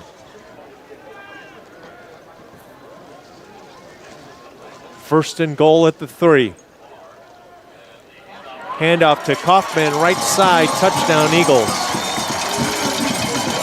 Tyler Kaufman finds the end zone for Avon pushes the lead to 33-7. Yeah, and you mentioned, you know, the Grizzlies also on defense, very good up front, but they just have not seen an offensive line like the one they're seeing tonight. You know, again, that's what you get when you get deep in the playoffs. You know, it just gets tougher and tougher, and this is something I think that it's hard to simulate this in practice until you get on the field and you got to go head-to-head against these guys. It's tough. Warwick's kick is up, and it is good. Right through the middle of the uprights, 4:43 remaining, 34-7. The Avon Eagles, #1 team in the state of Ohio in Division II, with a commanding lead over the Grizzlies. And the one thing that you cannot take away from Wadsworth is the heart that they've played with here tonight. They certainly have not rolled over, you know, and they've been in some tough spots here, and they really are making Avon earn it here. Again, you just try and stop them, make them run as many offensive plays as you can. The juniors, Calix Lemp and Gavin Madigan, will be back next year for sure. And you know, I don't want to look beyond tonight's game, but, you know, Wadsworth has a lot of talent. We talk about Avon and their talent, but the Grizzlies are loaded with talent, Scott. Yeah, and you mentioned a lot of juniors, a lot of sophomores, a freshman at quarterback, and these moments can only help them moving forward. This is all positive experiences. You got to keep them playing hard. We're still in the third quarter here. A lot of I don't expect that a Justin Todd coach team is gonna quit. You know they won't. They're gonna keep working on it here. So Warwick will tee it up and kick it from the 40. Myers on the far side, taking it at the 11. He'll bring it to the center of the field, coming to the near side, and he'll be whistled down at about the 13-yard line. Now, what Wadsworth has done, sorry, Mike, is you know, 3 turnovers, and they've all been deep in their territory. Those are killers, and you just can't give Avon that many chances. They've scored on 2 of them. The third, they fumbled it right back, but then Wadsworth with another interception gives it back, and Avon converts. So that's just it's just something you learn, and some of that's youth, right? Some of the young kids. Yeah, those turnovers are definitely magnified in games like this. And, you know, one of the things that I think about, you know, as an underclassman when you're in a game like this, and I'll finish this thought after the play. Hall will pitch it to the left side to Cooper, who will get around the edge. Cooper with a pretty good gain on first down. He'll be run out of bounds by the Eagles in front of the Grizzly sideline. Is that when you get a taste of regional semifinal or regional final, you are hungry to come back, and we have a lot of underclassmen that, as we talked about, great talent, they want to come back. No question about it. Avon's been here several times, and maybe the favorite to go to the state title game. Hall looking, throwing, and I think he's just thrown it away, Scott. And a good decision by the freshman, though. Yeah. Pressure was coming, and he's got to get rid of the football as opposed to take the sack. Yep, and that's knowing the offense. He knew there was a receiver out there, and Reese Simmons is out there, and he put the ball out there. But you're right. I think he understood the situation there. Just there's a receiver out there. Let's just throw it out there where nobody can get it. Yeah, and play another down. It's 3rd and 5. Otherwise, a sack puts you maybe at 3rd and 12. 3 receivers to the right. Cooper Gray in motion. They'll give to Gray off the left side. He'll cut it up inside. Good enough for a first down for Wadsworth. And speaking of juniors, I think what you're seeing with Cooper Gray, Mike, is that he's a really good player. Yeah, I mean, this is he's making some yards against a really good Avon defense here. And, boy, they are really using his skills here, and you can see it. Yeah, he's having a really good game. Yeah, he is, and you got other juniors coming back. Gavin Madigan, Calix Lemp, among others. Bryson Hall with Madigan in motion. They'll give to Madigan, and they'll swallow Madigan up for no gain. Gavin Madigan gets the handoff, tackled for a loss. Stop made by number 44. Yeah, we're not able to throw the football. We're, I don't know. Also on that spot, number 95, James Chapman.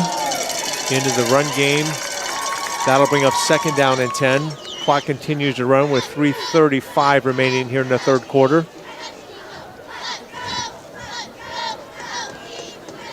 Empty backfield. 3 receivers to the right, 2 to the left of Hall. Madigan in motion. Give us to Madigan around the near side. Madigan will be swallowed up and taken down for a short gain of only 2, Scott, on the play. Yeah, and Gavin, like I say, another good junior and running hard. And again, that's, you know, some of the schools you see, and again, that's what some of these young kids need to learn and need to see. That's going to be a big play against a lesser team. But boy, Avon is so fast. It's not a bad play there on 2nd down. Positive yards, but it's a bigger play against a lesser team. Avon's just really good. But good hard run by Gavin. Line continues to block well. They're getting a hat on a hat. We may need to burn a timeout. Play clock down to 1. And Coach Todd does call a timeout. A little confusion on that offensive side of things for the Grizzlies. So Coach Todd recognizes that, calls a timeout. And that's one of the things that, you know, we talked about at the top of this, the similarities between these two programs. One thing that I know in having conversations with Justin and also reading a little bit about Mike Elder's, they want you as a student athlete to know that you believe in them. Yeah, yeah. And so you know that down 34-7, Coach Todd is still saying, you know what, I still believe in you guys. I still believe in you. And it's that every snap is a new opportunity to do something great. Yeah, and he, as you say, he teaches that, he coaches that, and he sees that. He certainly is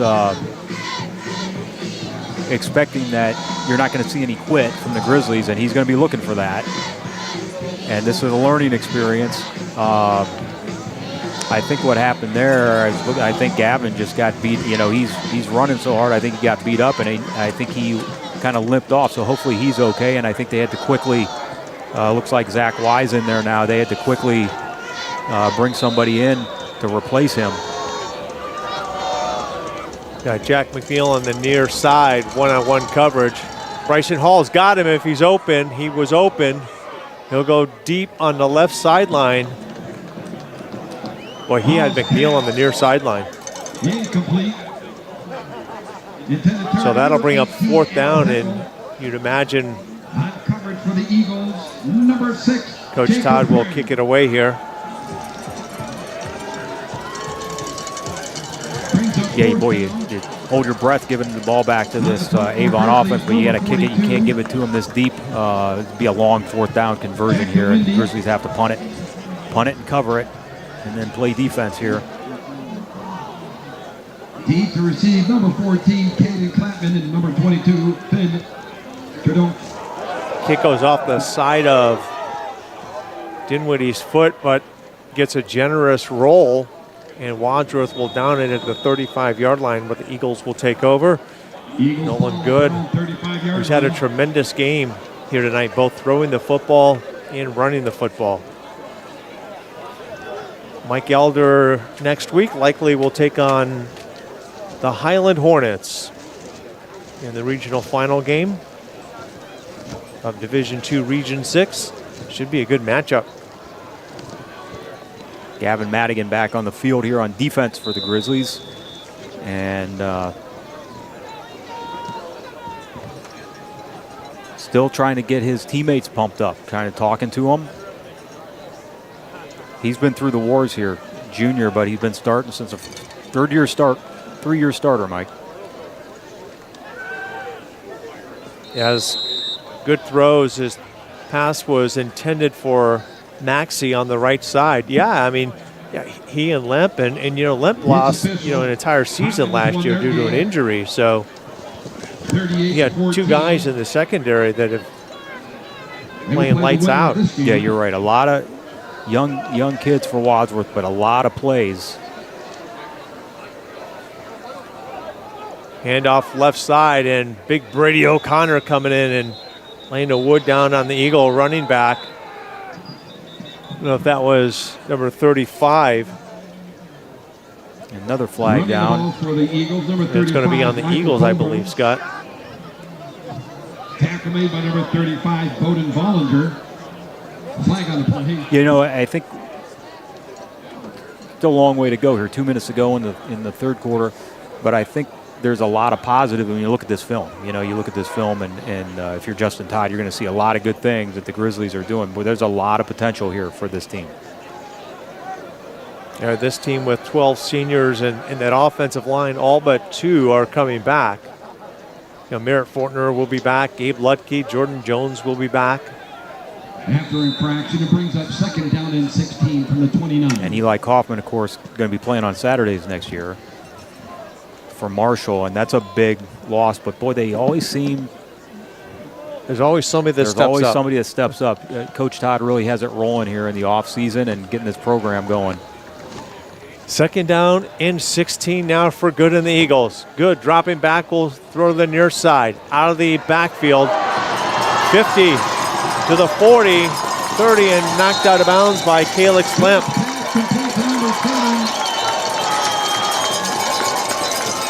And a late flag, and I think we talked about discipline and these young kids, and I think that's going to be a personal foul on the Grizzlies. So you still have to stay disciplined here.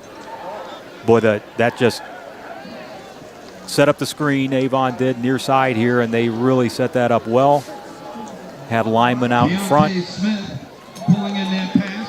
And that was just the right play call at the right time. Good screen setup. By number 7, Calix Limp. And they're going to add on the unsportsmanlike here. Yeah, I didn't see the unsportsmanlike Foul called against the Grizzlies. Against Wadsworth, but yeah, Scott, you're right. You know, you just run the back out of the backfield and in a simple screen out to the left side, and a lot of green in front of him. First down, Eagles.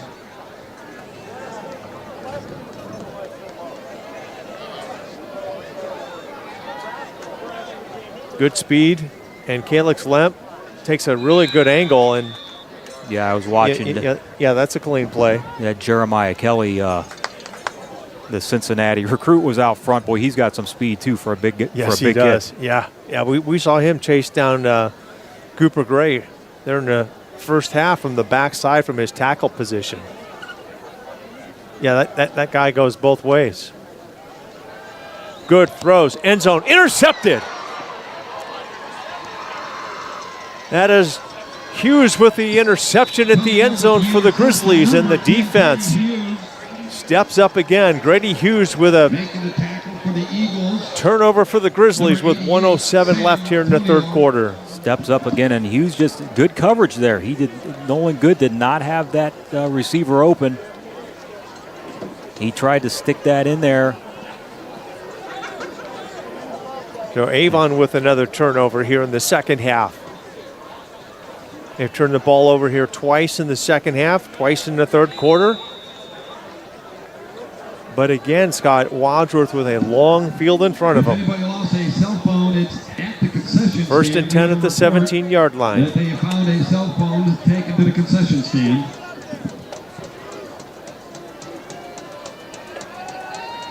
Ball out to Lemp on the edge, and Lemp slips on this turf at Pat Catan Stadium.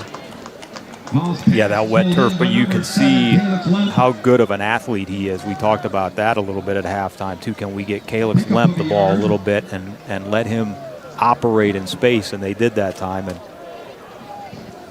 boy, could have had a bigger game just now. I think that turf, it's wet. Lemp now in the slot on the right side.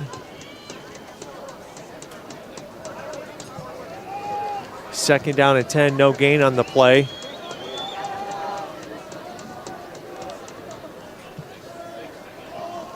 Lemp over the middle, incomplete. Coverage on the play there. We got an injured Eagle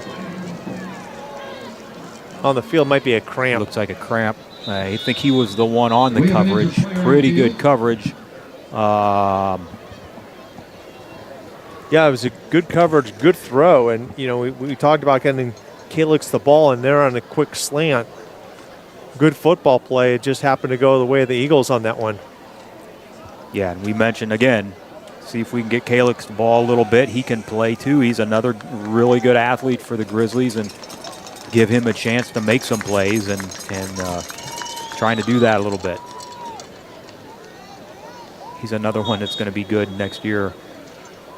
3rd down and 10. Another 3rd and long for this Grizzly offense. Looking to get something going, but you know, a couple of the last series we had 2 wide left, and you had McNeil on the near side. Do you go back to that formation and try and get that one-on-one again with McNeil? McNeil will come out wide right.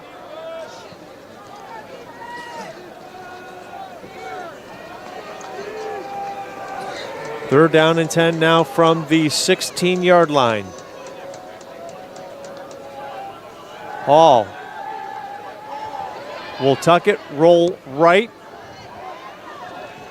And a pass intended for McNeil. Yeah, and I think he did the smart thing there and just threw that one away too, Mike, because when he cocked that back, I thought if he throws that, they really had McNeil covered well. He obviously was out there in the vicinity, but you just got to throw that into the bench and punt it. Yeah, it looked like Aiden Atkins was on the coverage, but he also had support from behind him, and you're right, that's a very tough throw. Yeah. And it's got to be perfect, and a mistake could be a pick. So Dinwiddie on to kick it away for the Grizzlies from the 2-yard line into the wind here in Strongsville. And again, the Grizzlies got a good bounce, and the Eagles still, though, with really good field position to start this drive. Yeah, Grizzlies just haven't been able to move the sticks on offense, but not a bad play. We mentioned it again by Bryson Hall on that last play because he had pressure. Nobody open. You got to get out of the pocket. And you don't want a negative play. You certainly don't want a turnover. And sometimes you just got to punt it, let your defense play.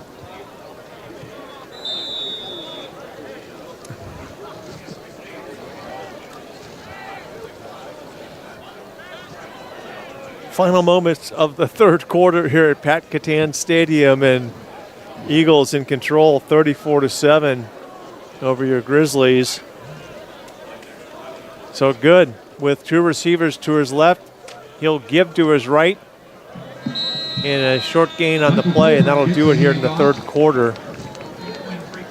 As 1 quarter remaining in this regional semifinal. Eagles 34, Grizzlies 7. Eagles on top, 34-7 over the Grizzlies. Yeah, Scott, you know, you had mentioned it doesn't feel like a 34-7 game, but I think you've had a couple of big plays have the Eagles that have put them in really good field position, and they've started many drives with a short field.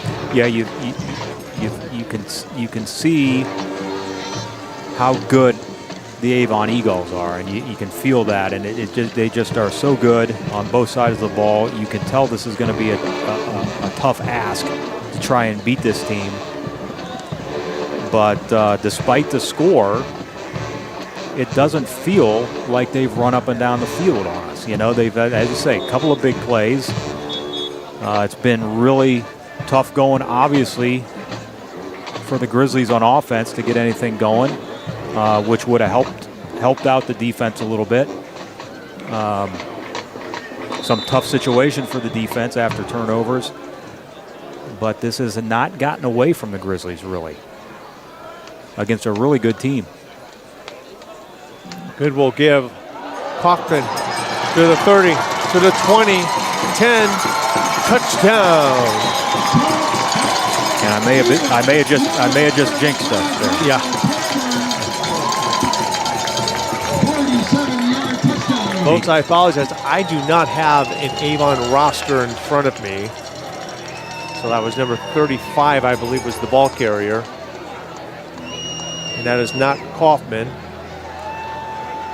So we will go to a running clock here for the remainder of the game, unless the score is 30 points.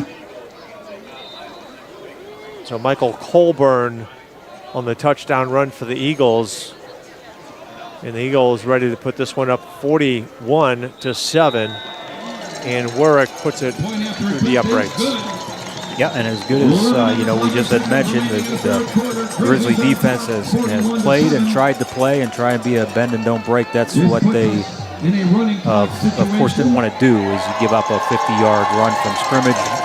You know, it's really probably academic, of course, Mike, at 34-7 versus 41-7. But boy, it just goes to show you got to play every play, and it's just hard against a team like this. You know, you know, one mistake, and boy, Avon jumps on you. They take advantage of it,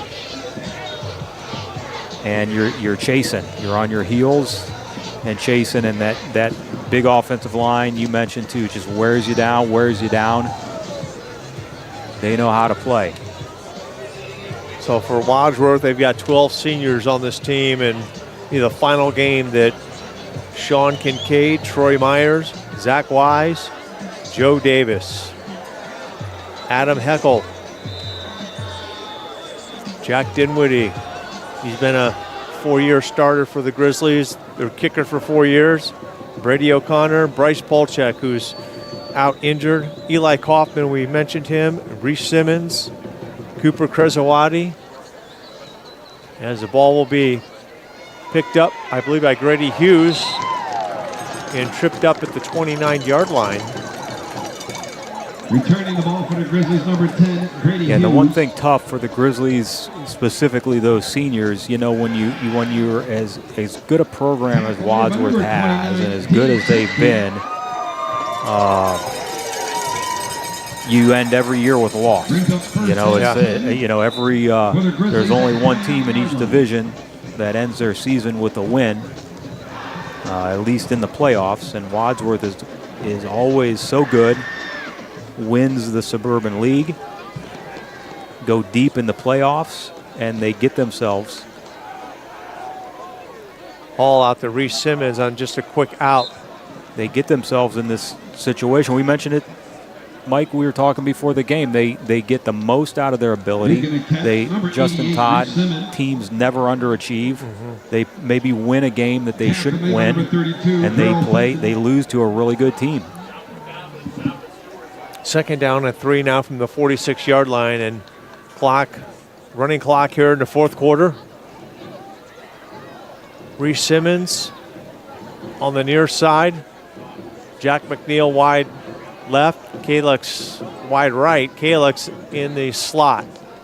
Eagles bring pressure. Hall throws. McNeil caught at the 50. He'll be dropped at the 49-yard line. Pass is complete to Jack McNeil. So Jack McNeil, I think that's his first reception of this ball game. That's a really nice throw by Bryson Hall. Yeah, a nice route, and Wadsworth finally gets into Eagle territory here in the second half. 2 receivers to the right, 2 to the left. And I believe that's Zach Wise in the backfield. Hall looking to go deep. Reese Simmons near side. Pass is incomplete.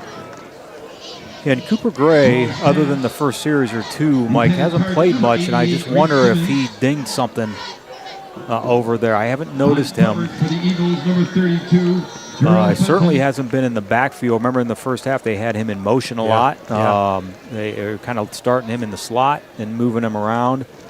And the other interesting point there is Gavin Madigan not in the backfield, but Zach Wise is in that tailback position.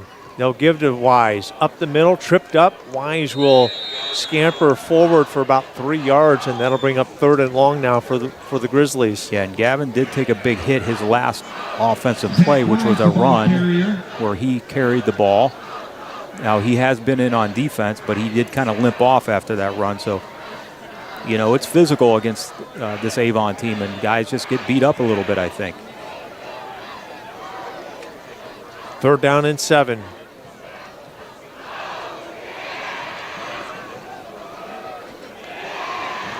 Play clock at 10.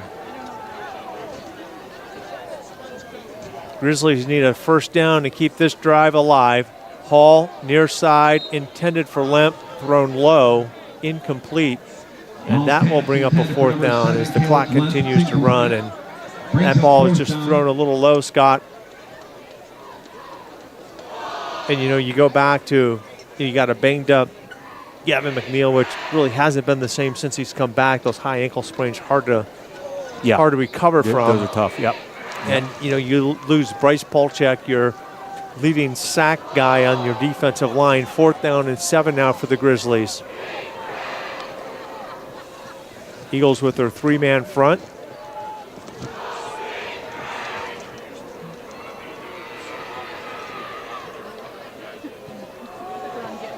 Pitch out to Zach Wise. Zach will continue to drive. He'll be close to a 1st down. Flag on the play. Zach Wise gets the handoff. Might be a hold. Face mask called against Avon. So that will give the Grizzlies a 1st down. Yeah, that was a late flag, and you're right. It was thrown in the area where they usually call holding, and I was thinking, boy, they can't call a hold on that. It looked like the pile was moving forward. That was a pretty nice run there by Zach Wise. I think he picked up the 1st down anyways. Oh, Zach is a physical guy, right? 5'11", 220. I mean, he's a load to bring down. He's just a big guy. I mean, nice job by the right side of the offensive line, getting a good push. He would have been close to a 1st down regardless, but the face mask gets us near the red zone. They'll give the Wise again. Cuts it right side, Wise. Lowers his head and his shoulder, gets to the 20-yard line. Yeah, getting the opportunity to carry a little. He's another one of those kids that, you know, you love to watch play because he's so good on defense, on the defensive line, and plays that H-back position, which they usually expect to block and lead guys into the hole, and now he's showing what he can do. It's tough getting carries when you're behind Gavin Madigan and Cooper Gray. Yeah, but it just goes to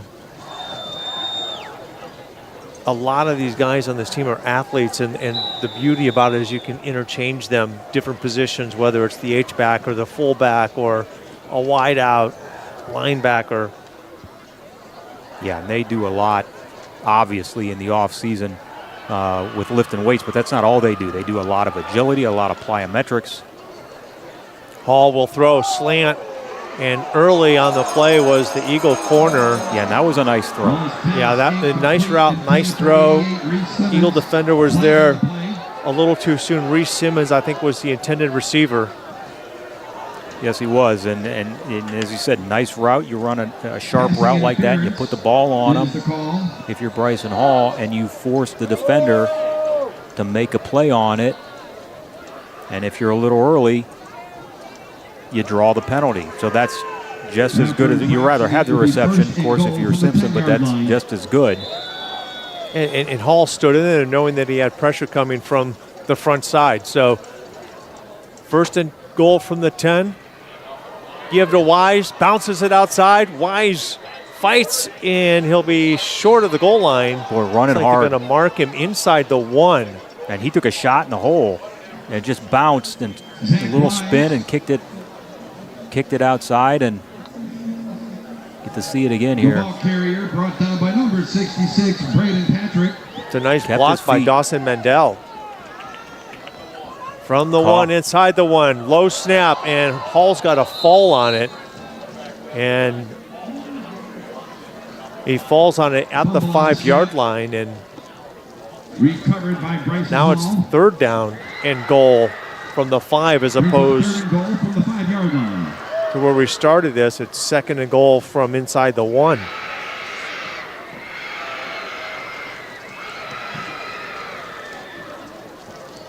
Wadsworth looking to get into the end zone on this drive. Hall this time will give to Zach Wise. Wise spinning.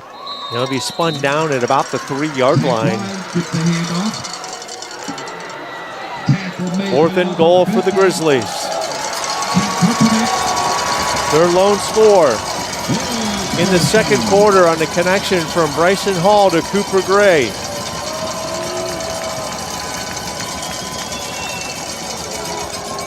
And I believe Coach is going to give the senior Jack Dinwiddie. I was just going to say, I think this is kind of a tip of the cap to Jack Dinwiddie. I mean, you know, we talk about all these other seniors. Mike, what are we going to do a kicker next year? You know, you haven't had to worry about that for 4 years.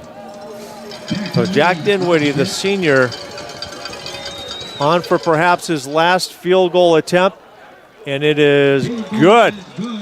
I think it snuck inside the left upright. Yeah, really good hold there. He had to control a little bit of a high snap, and he was able to catch it, get it down. So Jack Dinwiddie, who's had a tremendous career as a kicker here for the Grizzlies, and he'll be moving on, and I believe he's wrestling in college. Yeah, good wrestler. So he'll move on to that next, and you're right, Mike, and I'm not sure. He just recently committed to a college, and I apologize, it slips my mind where he did commit, but he will wrestle. So and if their football team needs a kicker, he probably can do that too. I was just going to say, yeah, he's got a pretty good leg. I was watching him in pregame, and he was hitting them from 48 yards with pretty good distance on it. And kicking in this weather is no easy task. You know, sneak that through. Good snap, good hold. So Avon will move on. And last report, Highland was in control over Anthony Wayne in that contest. So this will go through the end zone for a touchback, and you know that's one of the things that Jack's done all year long for us. He's put opposing teams in long fields by getting the ball in the end zone. Yeah, and you can't overstate how important that is either. You know, that's that really helps out a defense. That's just what we talk about, complementary football. You know, special teams, you got to have that. And when you have a kicker that can pin you back deep, you get a team like Avon who can score from anywhere on the field, even on a kickoff return. You don't allow that to happen just based on your ability to kick it out of the end zone. Brady O'Connor, Zach Wise, Calix Lemp. You'll see in your picture there Gavin Madigan, and the Eagles will go into victory formation as the clock winds down. You got Wadsworth calls timeout. Timeout taken by the Grizzlies. As you saw on the field, there was also Joe Davis, the senior. Grady Hughes, Cooper Kurzawati will close this game out, and we want to thank all of the seniors who've been part of this program, many of them since they were running around on the youth fields. Yeah, and Justin Todd has been very involved in that, so he's known these kids for that amount of time as well. So that's a tough thing about coaching is you watch some of these kids who have worked so hard for you for at least 4 years, not plus. Yeah, we're just talking about Jack Dinwiddie. He'll be going to a Wheeling Jesuit to wrestle. Thank you, John, for that. Yeah.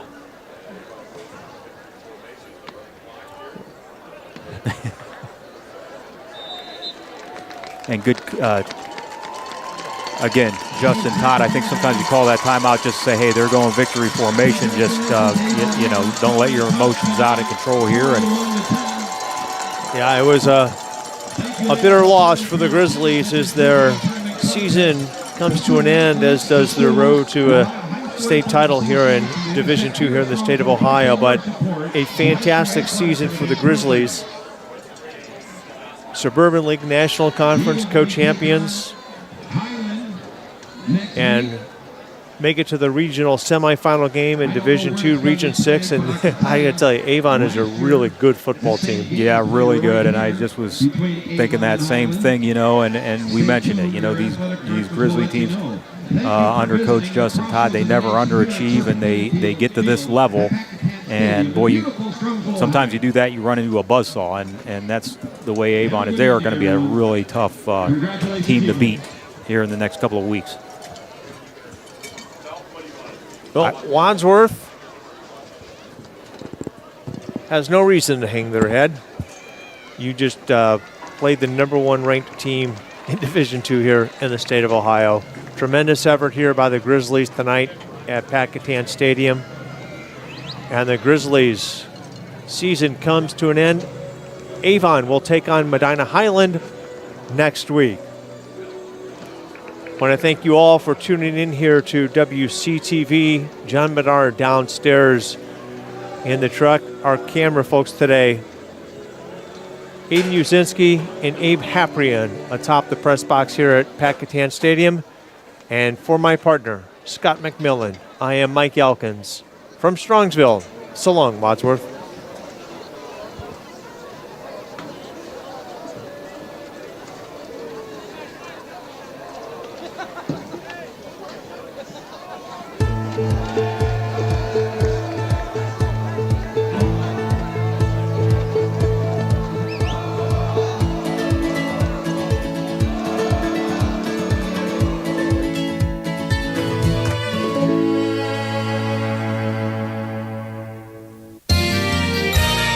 You are watching WCTV, Wadsworth Community Television.